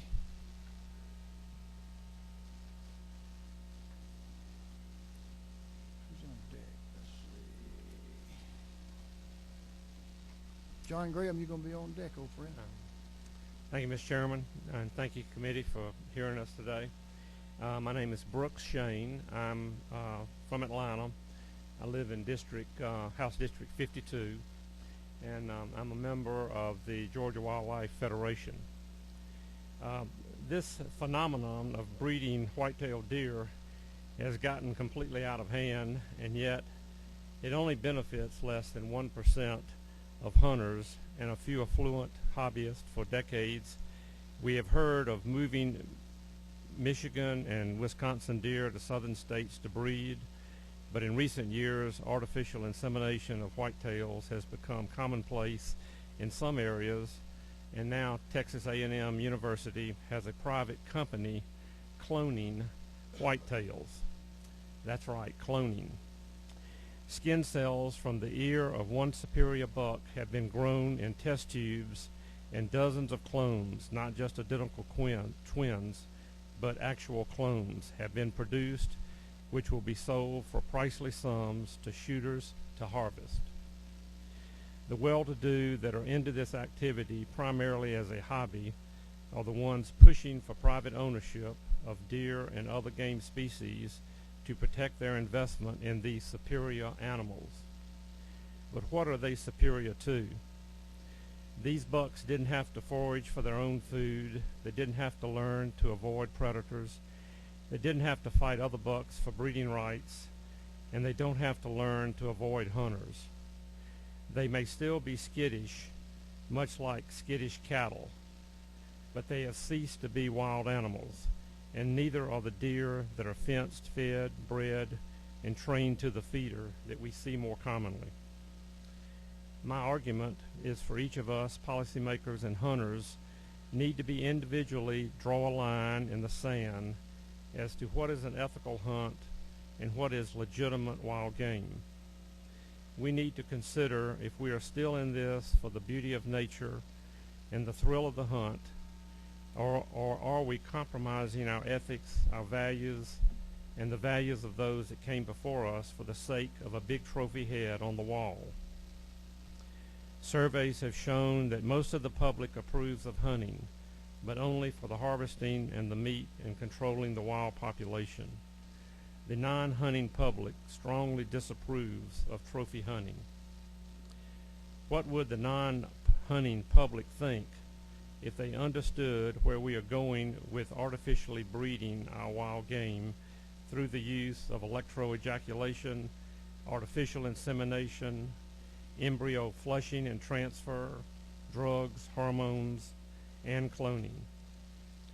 And all this so that an individual who has neither the time or the skill, but has the money, can pay to shoot a tame trophy to adorn his office or home wall. Aldo Leopold, acknowledged as the father of the American conservation movement, said, "The ethics of sportsmanship is not a fixed code, but must be formulated and practiced by the individual with no referee but the Almighty." Here's where I would tend to disagree with Aldo. I argue that if we don't set some standards soon, the public will ultimately set them for us, and at a cost greater than we or our children should have to bear.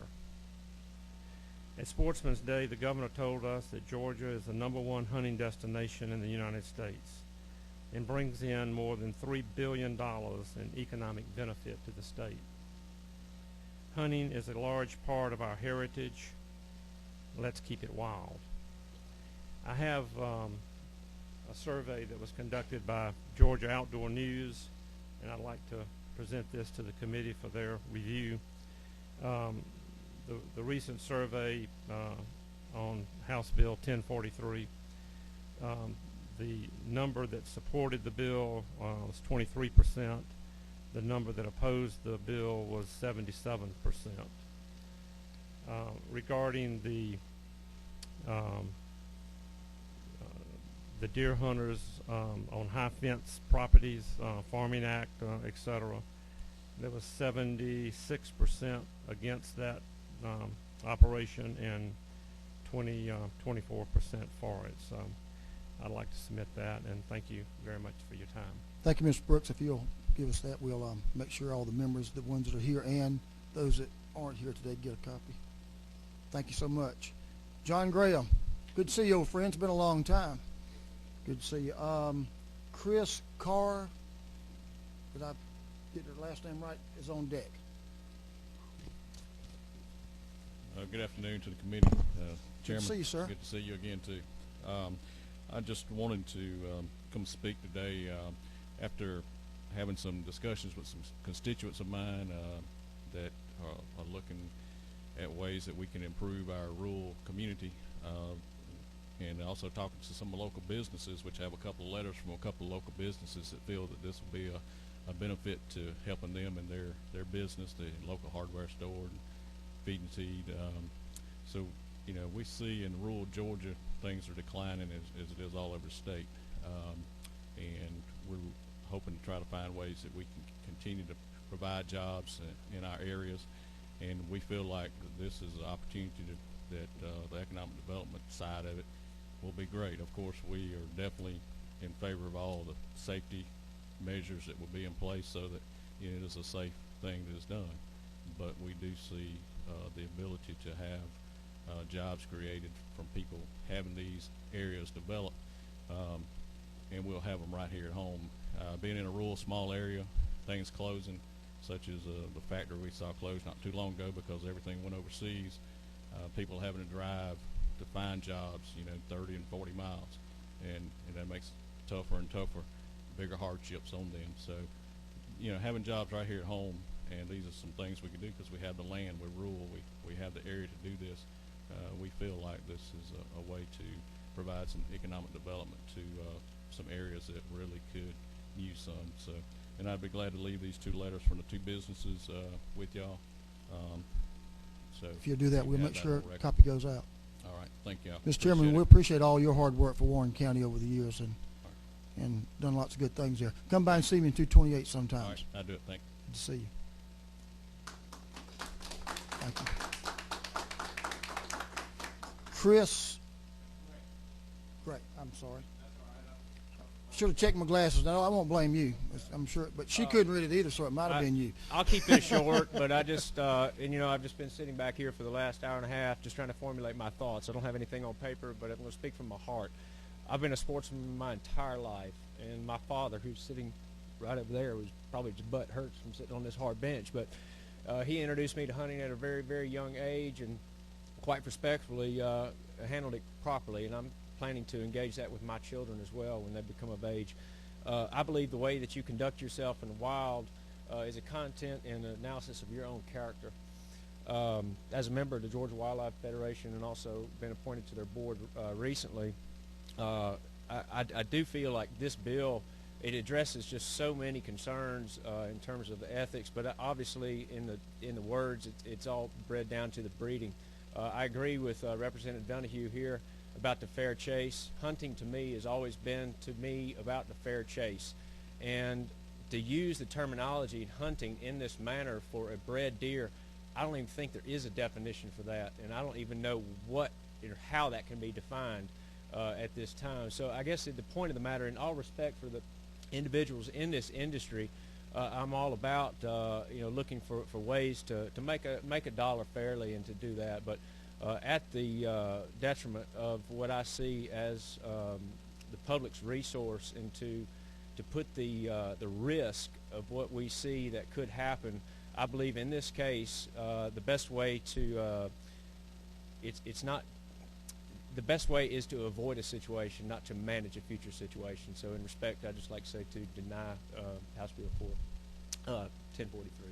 So I'll just say that. Chris, thank you for your words. We have one question for you. Chairman Knight? Yes. Thank you, Chris. And I guess my question when we look at this is, we've heard over the term, or over some of the testimony, only 1% of the people would be affected by this, and I guess that's the 1% who could afford to I guess pursue one of these giant bucks. I would dare say, and I guess my question to you is, how does this affect the average hunter out there? I mean, and I guess I've got two questions, because with this practice of deer farming, and then certainly the high fences are needed for that, and then subsequently the high fences that would be needed to support, the hunting of these, how would it affect our average guy out there who may have a lease? In other words, are they in danger? Maybe they're the one who may lose their lease because the property next door was high fenced. I can just see some negative ramifications to the average Joe out there who works hard and tries to get away and have a lease maybe, or a small tract of land.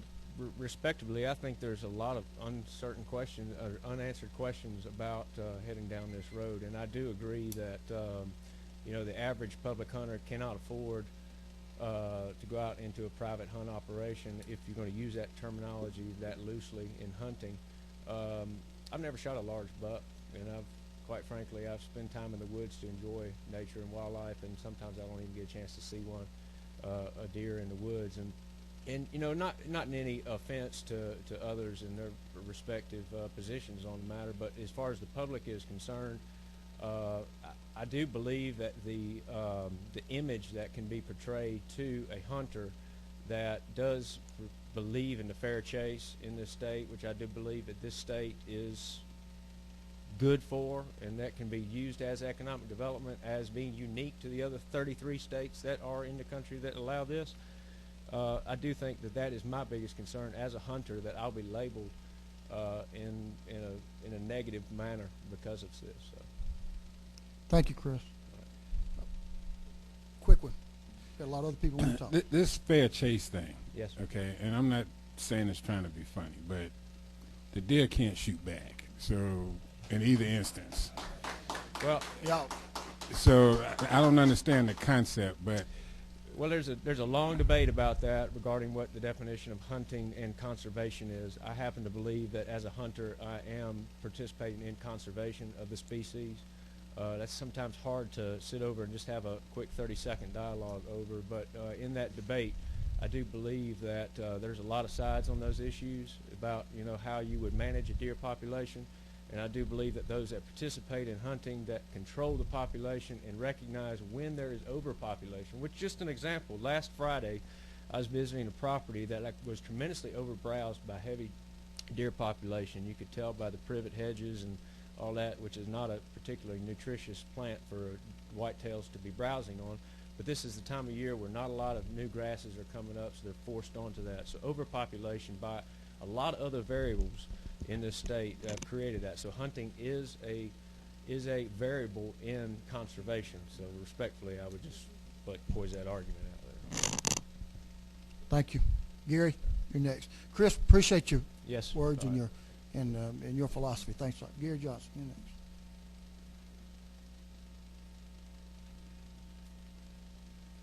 My name's Gary Johnson. I'm a hunter. And to go with the fair chase situation, and as the previous young man said, I get to say young man. That's a neat thing, isn't it? That you're raised to hunt fair chase. I remember seeing my first deer print. And it was in Crisp County near Cordele. It was my senior year in high school, and that was back in 1969. I got deer in my backyard. My bird dogs love to bark at them. But there's a chain link fence that separates me from the other landowner, and they just get to bark. Most of the hunters in the state of Georgia, and I'll use the term, and I know I'm going to catch some static on this from people in the audience, we're meat hunters. Yeah, if I see something walking by that would hang on the wall and look good, it's going home. But if I see something walking by that's a little young, needs to grow up, I'm going to go back to sleep. Hopefully I won't fall out of the deer stand. But at the same time, I sat on the deer committee. I was honored to sit with DNR and talk about how to make deer hunting better in the state of Georgia. We put scopes on muzzle loaders. Okay, that helped some people. We raised the limit. We still got more deer. We got a good thing going in this state. I'm a member of a couple of organizations that that are out west, have to do with mule deer and elk. Mule deer has been hit hard by overdevelopment of the oil and gas industry, but it was hit harder at the beginning through chronic wasting disease. And that's one of the things that we can't afford to have here in Georgia. The late Mr. Henry Reeves always had one thing in his mind, and he said the most important thing is the health of the agricultural animals in this state. He said the second most important thing is number one, keep reading it. And that was how he ran. That's how he looked after the agricultural industry in the state of Georgia. And I learned that from him. And that's what I think we need to look at today and how this affects. I don't know anybody that's going to go down and shoot a, quote, killer wall hanger 200 plus buck. Yeah, it's going to generate some money. And going to Chairman Knight's committee, economic development, it's going to be a very small window that gets to serve that part. But let's go to economics on the other part. Mr. Chairman, and I know Chairman McCall's left. What if, the biggest word in English vocabulary is if, what if one day we pick up the paper and we find Todd Holbrook, or we find somebody else with DNR saying one got out? Where's the money going to come from? You're looking at it, the taxpayer. Nobody's going to come walking in the state capitol and say, hey, we got a solution. How is it transmitted? How many years, how many decades did it take us to figure out that malaria was spread by a mosquito? The what if, that's the biggest word in the English vocabulary, and I know there are people that don't want to hear that part of it. But we've got to look after the health, safety, and the welfare of wildlife and the ag industry. Ag's number one. I'm not in the ag industry, but I respect that industry, and I respect the money that comes down through the chain on everyone's. I know that my deer lease in Greene County goes to help pay the county taxes on that farmer that we rent the land on.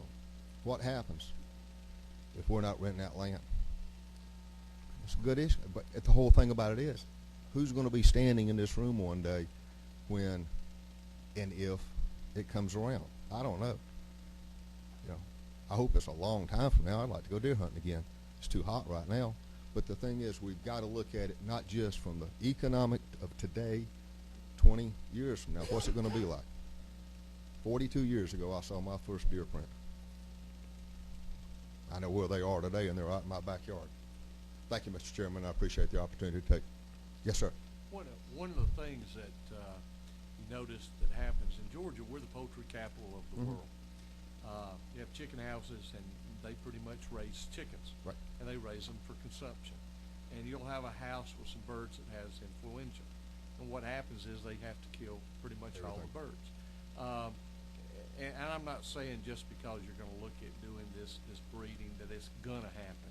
There's no way I'm naive enough to say that you all are wrong or you all are right.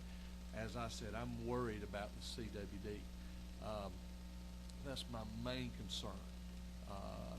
But you know, that is something we see. Anything that you pin up or you raise there, and that's what's created another market, free range, where you have chickens at free range and they don't want to put certain drugs in them and everything. But I've watched in the poultry industry where it took 12 weeks to grow a 6-pound bird. So amazingly, now we grow that bird in 6.5 weeks, 7 weeks, and you know, it's because of certain additives and certain things. But anyway, I appreciate your time. Thank you, if Gary. I could follow up, one thing that you made a comment about yourself going out to South Dakota. I've traveled out west on free range hunts, mule deer and antelope. The organizations that I belong to hold hunting conservation banquets. One of them specifically, the first question we asked, if you call up and ask us, we want to donate a hunt to your banquet, 14 July here in Atlanta. First question out of our mouth, are you high fence? If they say yes, we say no thank you.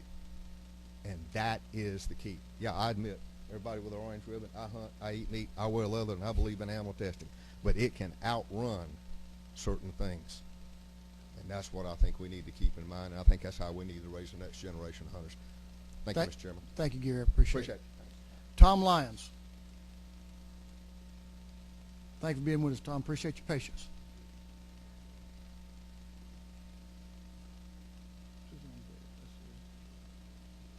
Charlie Miller's on deck.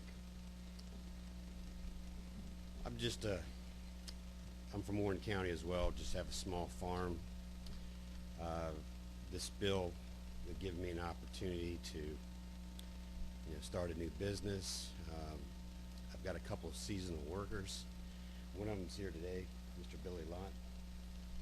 We had a bad drought last year, and the corn that I grew, 90% of it was in harvestable. So my seasonal guys, the couple of people that I hire, I had no work for them. This bill gives me an opportunity as a small farmer to employ a few people in our county to have a job, and for my wife and I to start a new business. And that's why I'm in support of this bill. Appreciate that. Thanks for making the trip up here to talk to us. Appreciate your patience too. Mr. Charlie Miller. How about Ms. Gina Rogers then? Did I get that right?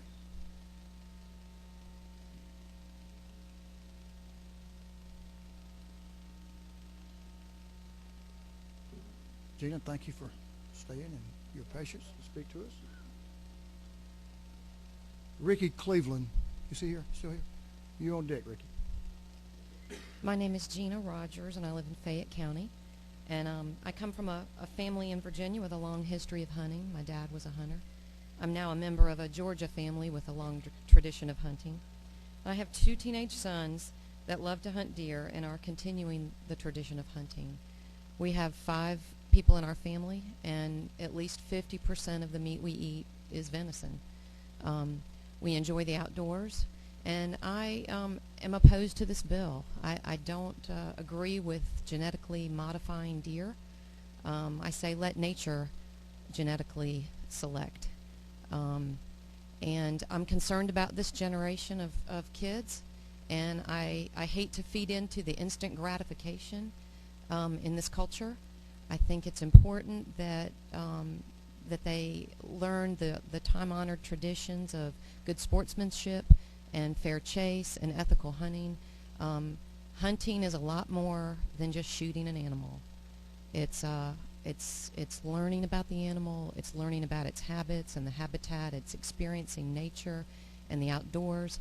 And our children need more experiences outdoors. And I don't see the benefit of this except for a small group of people. And from what I can tell, from what I've read about the deer breeding, it is to provide deer for the high fence industry, and I don't support the high fence industry, and I ask you to oppose this bill. Thank you. Thank you so much for coming and your patience waiting to hear it, and so we can hear from you. Thank you. Any questions?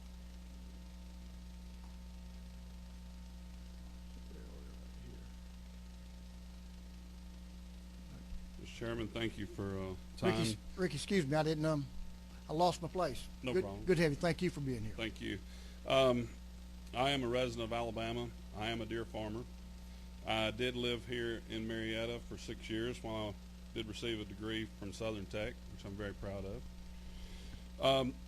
One of the things that I'd like to talk about, we talk about this, you know, there's a lot of things about the economic impact. I have a construction company. As you know today, construction is very difficult. It's not what it was due to the economic impact that we've had. We have not seen an economic slowdown with the deer breeding and high fence hunting operation. I own and operate 2 breeding operations and 2 enclosures in Alabama, 1 in Mississippi and 1 in Missouri. I've seen it from all spectrums, from very liberal state being Missouri, to a closed bordered state being next door Alabama, and in Mississippi where we're only allowed to bring in embryos and semen, and it's really for research only. There are, I think, 6 licensed breeders in Mississippi is all there are, and they do have legislation in this session going forward. Something that I'd like to talk about, what it means to our community where I live in Aniana. Again, a small town, a lot like a lot of the rural towns here in Georgia. I employ 8 full-time employees. I employ 8 seasonal guides, of which we have several of those that are co-op students with our county schools. Last year, my payroll for running the operation was $319,000. You know, we hear all these big numbers, these billions of dollars, and I want to tell you what it means to me and my family and my community. We buy locally. We buy all of our feed, grain. I spent $190,000 last year on ag supplies that went straight into our local economy. The hunters that come to our operation, they have to be fed. We have to have staff to take care of that. We buy locally at our grocery stores. The fuel, seed, fertilizer, all those things. Our local vet supply. Spent $56,000 last year with my local vet. That's testing, medication, artificial insemination, all the things it takes to run this business. One of the things, my total operating expense last year was $880,000 to run this operation. Now, there's a lot of people use that's direct cost, and of which I'm one of 190 plus breeders in the state of Alabama. With those numbers being said, it's clear, you know, that our operations in Alabama directly could be between $100 and $150 million annually.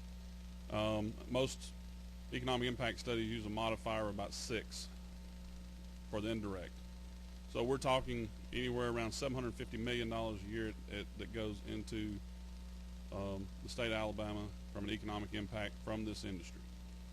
One of the things that I will say, 60% of my hunters come from the state of Georgia. Those are not made up numbers, those are facts. You do not have it here and they want it. They are searching for it in other places, and I am one of many operations.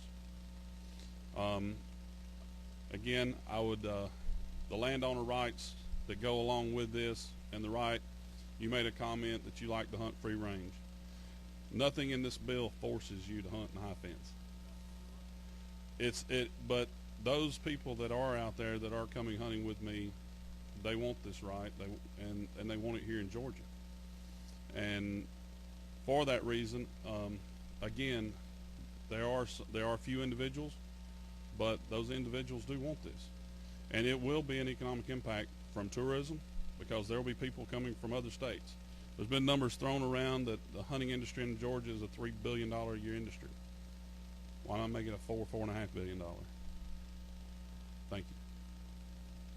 appreciate your comments. We're glad you came over to talk with us and share your experience with us. Glenn Dowling.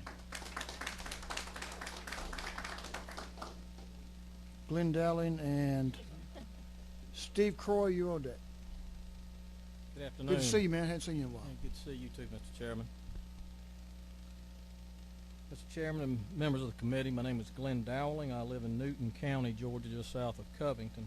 However, I grew up in South Georgia, and like Chris Gray and his dad here earlier, I too had a father who took time to keep me in the woods and to teach me those character values of patience and fair chase and learning about wildlife and what the hunt was about, and sharing that harvest with our neighbors and our friends and those less fortunate. And before I forget it, I need to go ahead and remind the committee, please, that the whitetail deer hunting in the state of Georgia has made Georgia the #1 hunting destination in the country. That's because over the years the DNR has done a fabulous job in managing the deer herd of this state that is owned by the public in public trust, and it's up to all of us to defend that public trust. Any threat to it is a problem. Any threat to the economy that goes around that #1 status. Whitetail deer are the #1 game animal in the U.S. and the #1 game animal here in the state, and a lot of farmers count on those leases, and we can't let anything threaten that status. I'm here today in opposition to House Bill 1043 emphatically. That would allow whitetail deer breeding to be legalized in Georgia. I'm here as the father of 2 boys. I'm the son of a hunter. I'm the son-in-law of a hunter. I speak for 2 families with 17 hunters, 5 of which carry a Georgia lifetime license. We're emphatically opposed to this measure, every one of us. This practice and the resulting high-fence killing of genetically altered, bottle-fed fawns conditioned to human interactions to be placed in a shooting enclosure is unacceptable. Have I been clear so far? Okay. This industry, I got the PowerPoint that was presented to the committee earlier this summer, and at best it kind of misled the committee by calling this deer farming on its presentation. In fact, the map wasn't entirely accurate when it said deer farming wasn't allowed in Georgia, because it is, and it's been here. This is whitetail deer breeding that results in the hunting in high fences, which is not hunting. That definition is different, and I'll speak to that on the Boone and Crockett side. This is whitetail deer breeding that depends on an anally inserted electronic probe to produce electroejaculations for semen collection, artificial insemination, embryo flushing and transfer, cloning, the promotion of inbreeding, and the application of their associated drugs, chemicals, and hormones.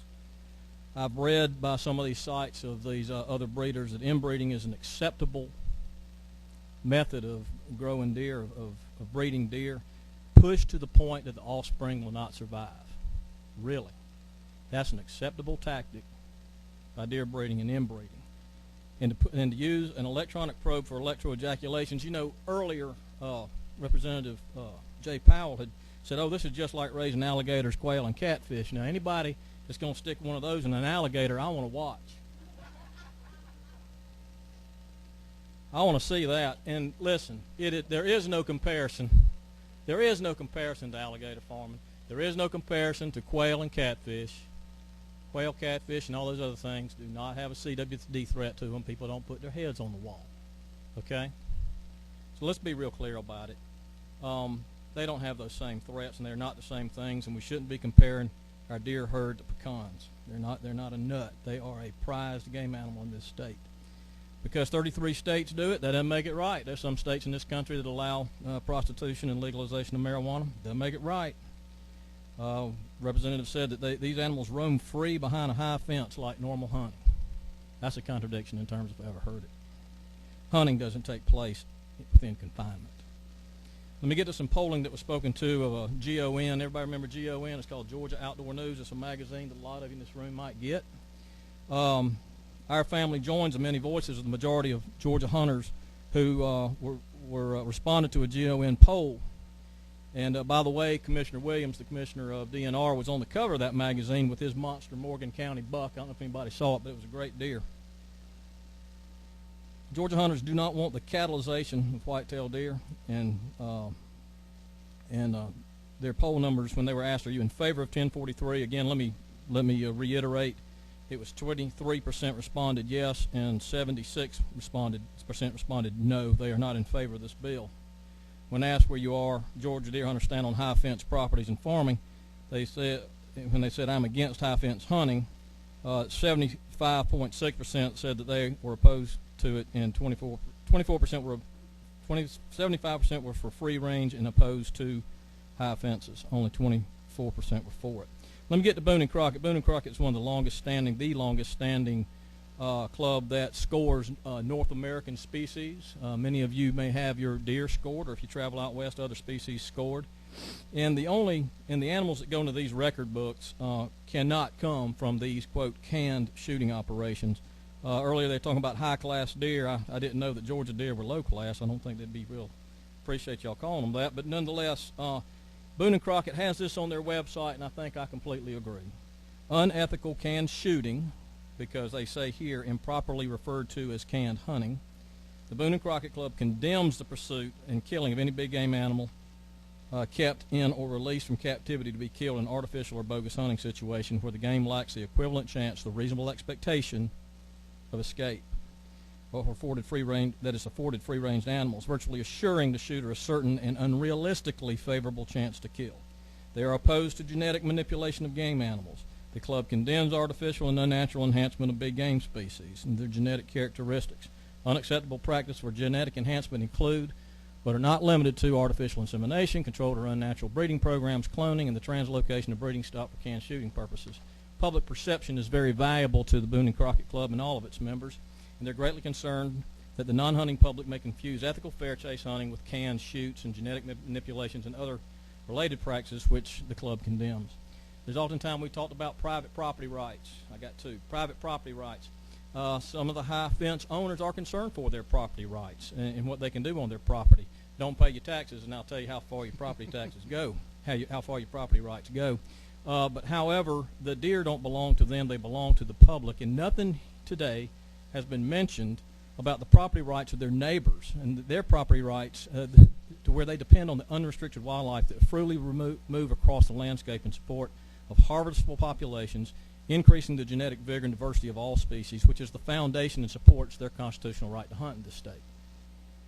I can talk about the fence. I've got several items. I know I got 2 minutes, Mr. Chairman, but I can talk about the fence. Once the fence is introduced into the equation, the hunting stops. I know this is about deer breeding, but ultimately it is about the hunting. Make it clear. You get one, you have the other. When a deer encounters a fence, it must turn left or right, or it's going to return to certain death. There is no true reasonable expectation of escape. There is, in fact, a worn trail around most inside fences where deer walk as they can escape. And the fence deters other wildlife movement as well. It removes all doubt that fair chase is non-existent. The definition of hunt is the effort in pursuit of the chance to take. There's no guarantee in the hunt. There is skill, patience, attention to detail, knowledge, respect for the quarry, and ultimately marksmanship when the ethical shot presents itself. None of those qualities and characteristics completely exist in the whitetail breeding high fence scenario. Somebody said that pinned deer aren't eaten. That's false. Consumption of the meat resulting from potential mismanagement has already happened in Georgia, as in one Hunters for the Hungry program where a high fence operator mismanaged his herd, had a lot of deer they had to cull out, and so that property owner, who was a well-heeled individual, didn't even reimburse the nonprofit who had to pay for it, but he used the Hunters for the Hungry program as a disposal. He didn't want to have the black eye of an on-site or off-site disposal problem, so he used that as his disposal mechanism, which I'm glad the meat went there, but it brings the question up about the risk of moving carcasses from pens and what is contained in that meat. We don't know. The public trust doctrine, people have gone to it. I got 1 minute. Public trust doctrine, private ownership of wildlife, what's next?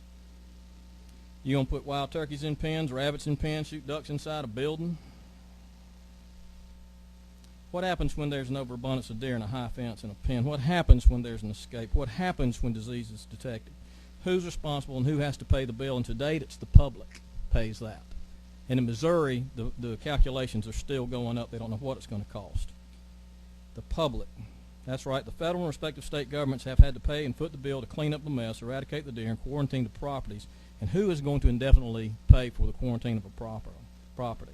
In Georgia now, the federal government's we know for a fact, and it was said earlier, that no longer is going to provide funds for CWD research.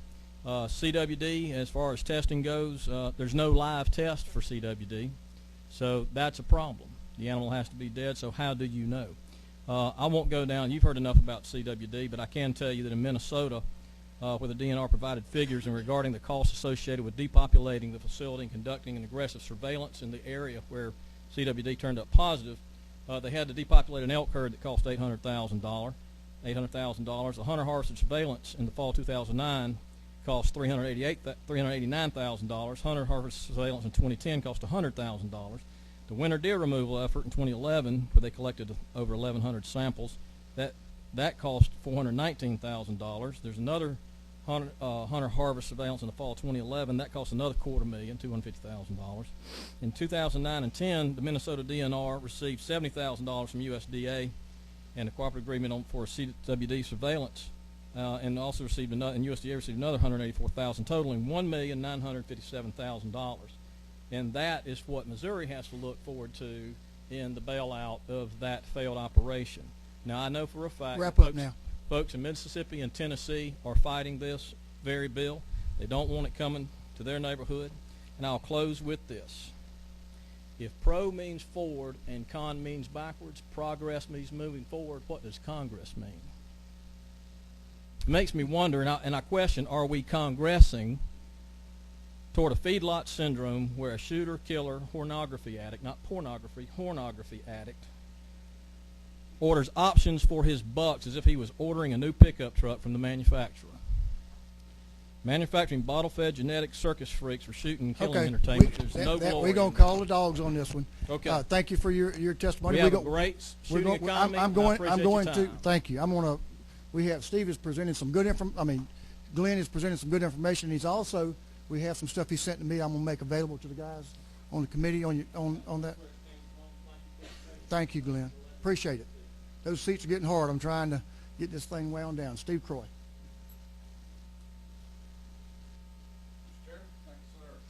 Jan or John, you're on deck, John. Thank you.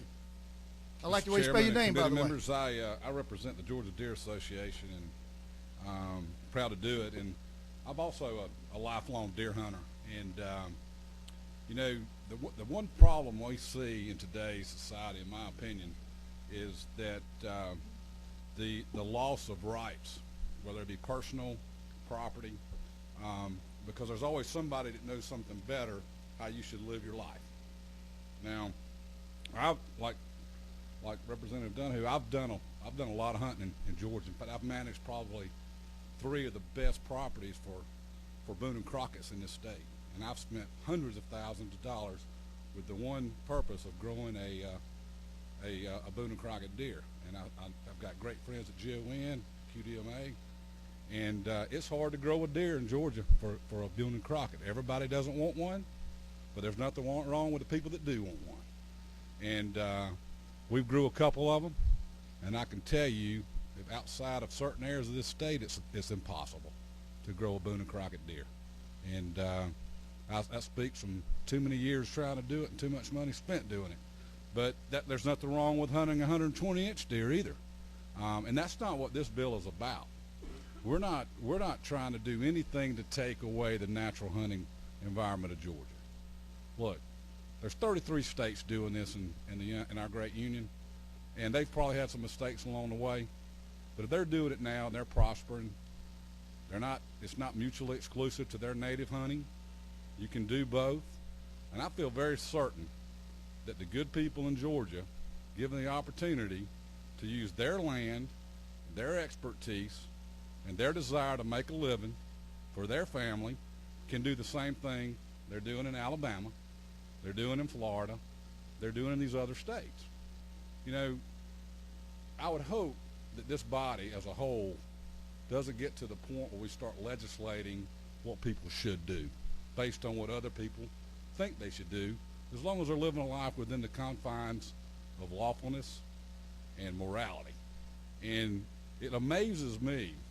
Now, there's some ladies in this audience that it doesn't matter whether they're behind a fence or out in a 2,000-acre oak thicket, they don't want you killing a deer, and that's their right. And well, okay, we can go hunting next fall. I'd love to have y'all come down and hunt with me, but that's the reality. And if that's their point, that's their point. But let's get to the economic side of it, because there is a valuable economic model here.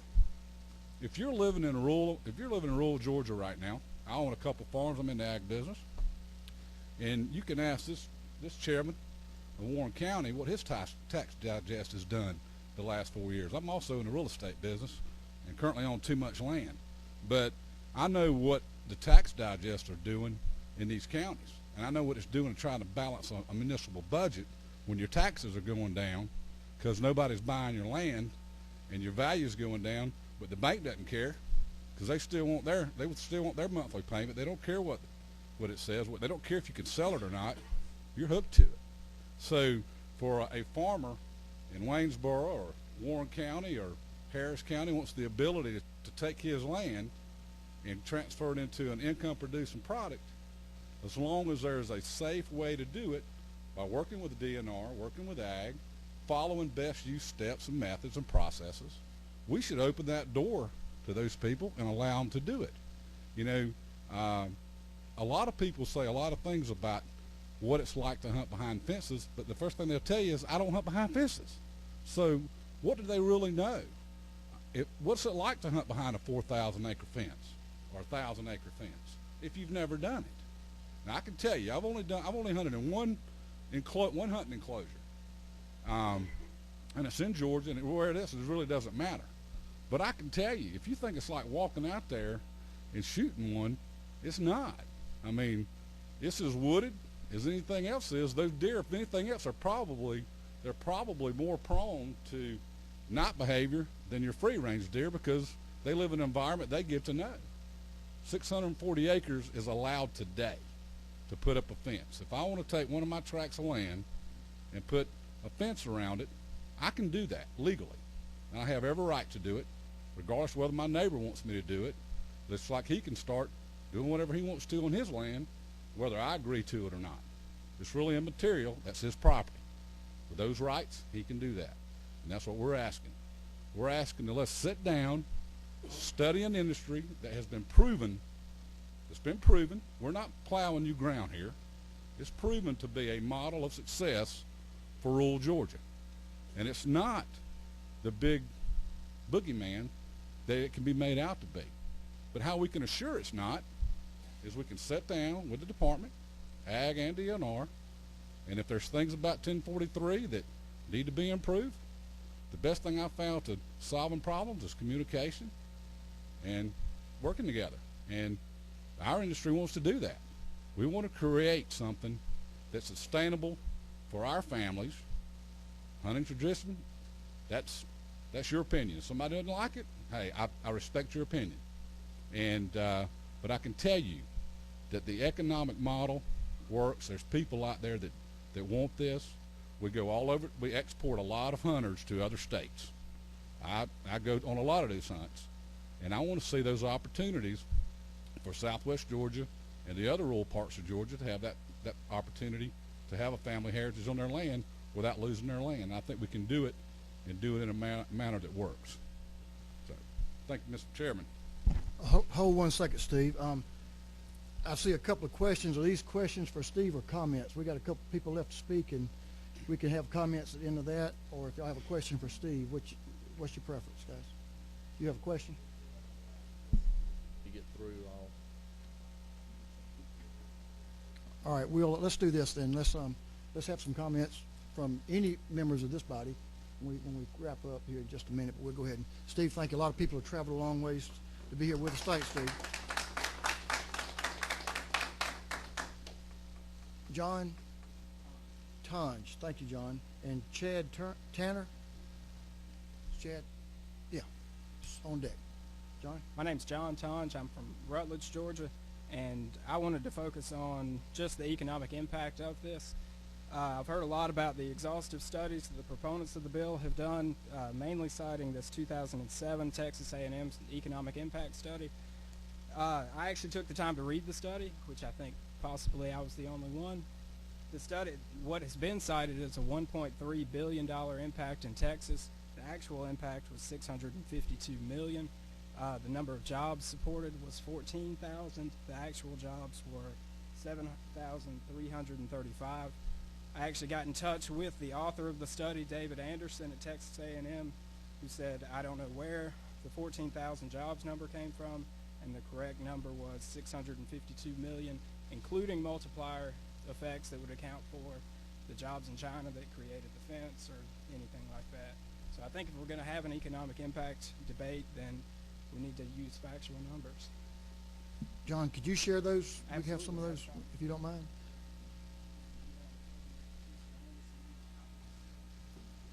Jason, yeah, thank you. Appreciate you doing that. Do we have your contact information too? Obviously, you read the study. Do you mind leaving? Okay, if you don't mind.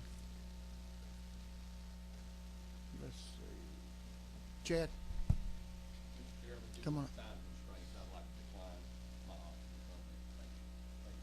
Thank you so much. I'm sorry we ran over. Is that Susie, Miss Stone, Mr. Stone? That's Sam. Sam, I am. I think that's what Dr. Zeus said, one of those things. Sam, you write about as well as I do, my friend. That's what, oh, Jerry did? Okay. Thanks, Sam. Well, as a hunter, and you have heard, I think, probably about anything that I could say that would come from a hunter. The only question that I would ask to you, when we talk about privatization of wild deer, I would ask you, when chronic wasting comes into this state, who's going to pay for my deer? That would be the question I would leave to you as a representative from your district and as a committee member for the Parks and Recreation. That would be the question I'd ask to you. I have concerns on how we're going to pay when we have got budget cuts in the Department of Agriculture. We got DNR's been cut to the bone, and I have a lot of questions about where we're going to get the money to do this. I don't think $1,000 for a permit is going to do that for us, okay? So please consider when you make your decisions the impacts that it might have on our wild deer herd in Georgia. With that said, Representative Bruce, I'm not going to get into the fair chase with you again. You and I have already been through that. I would have been disappointed if you hadn't brought that up. Sam, I apologize for missing. I'll do better. I'll do better next time.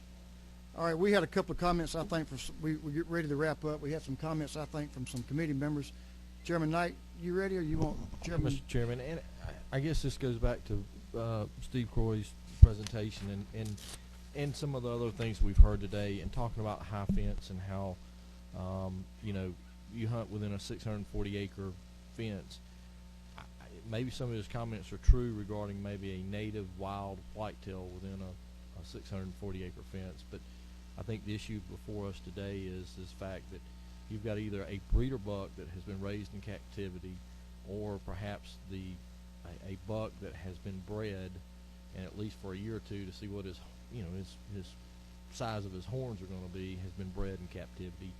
And so you've got a deer that in essence has been acclimated to human contact and food. So I think there's a distinction that needs to be there. And I think another question that this committee ought to ask is for the hunters out there. We talk about rights, and here we go with property rights versus our right to hunt and fish here. If I were the average Joe, which I am, and I've tried to do a lease or maybe buy a small tract of land in which my family could hunt and enjoy the outdoors, and a neighbor perhaps came in and fenced in 1, 2, 3 sides of my property, or of that edge of the property, I wonder what the value and how it would affect the rest of the average hunters in the state of Georgia. And maybe my family's worked hard to maybe buy that couple hundred acres or whatever. But I would tell you that probably the deer hunting on my property at that point, the wild deer hunting on my property, would probably be adversely affected. And I think that's a question that this committee ought to seriously ask and make sure that the constituents that we represent, who are the average Joes out there, we take into that the consideration what they would feel like. With that, Mr. Chairman, Thank you, I Mr. appreciate Chairman. it. As always, appreciate your viewpoint. And I'm learning to appreciate Representative Donahue's viewpoint too. So let's have it, man. Representative Bruce, first of all, fair chase, you've never deer hunted, and I'll be glad to take you turkey, deer, whatever you want to do to show you that experience, and I mean that. I also have in Kentucky probably take 30 to 60 hunters, about 9,000 acres up there, and these are people that, and I'm going on both sides because, you know, I appreciate each and every one of you for what you stand for. These hunters, a lot of them that are from Georgia, have killed a 90, 95 class buck, 100, 105 class buck. They have the opportunity to go and harvest a 120, 130, 140.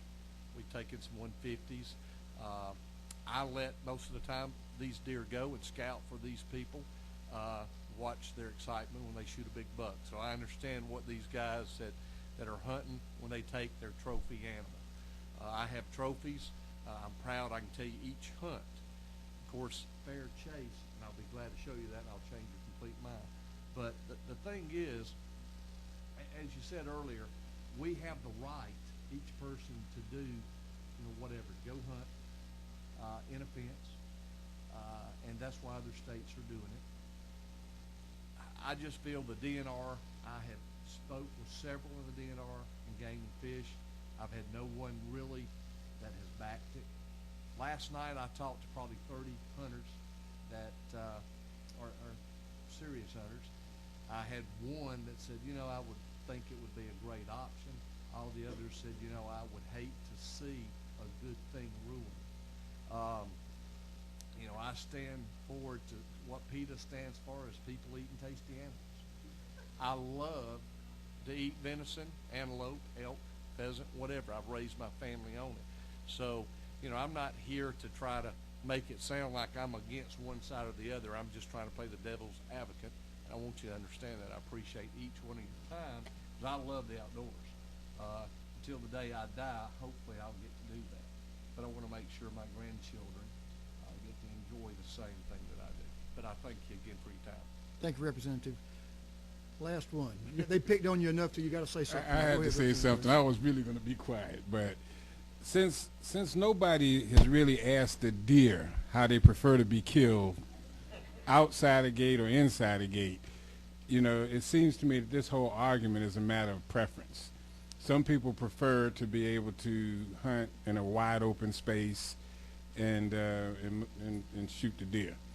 So others prefer to be behind a gate or behind a fence, you know, and shoot something, a different kind of deer or a different deer. But the reality is the deer is still dead, inside or outside. So it seems like we need to find a way for these two different types of hunting to be to coexist, and maybe that's what needs to happen. Both sides need to get back together and talk about how they can coexist. Thank you. And some people like to do both, and then so everybody just figure out how you can coexist in this desire to shoot a deer that can't shoot back. Thank you, Representative. I want to thank y'all for your patience and your courtesy to each other. And I tell you, I believe we accomplished just what we set out to do today, and that was to get some really good factual information from both sides of this issue. And we also got some really good personal opinions that are also a big part of this decision-making process. But I appreciate each and every one of you coming here. And we know who you are. We have some of your addresses, and we may be calling you up to ask you for some more information. Thank you all. We are adjourned.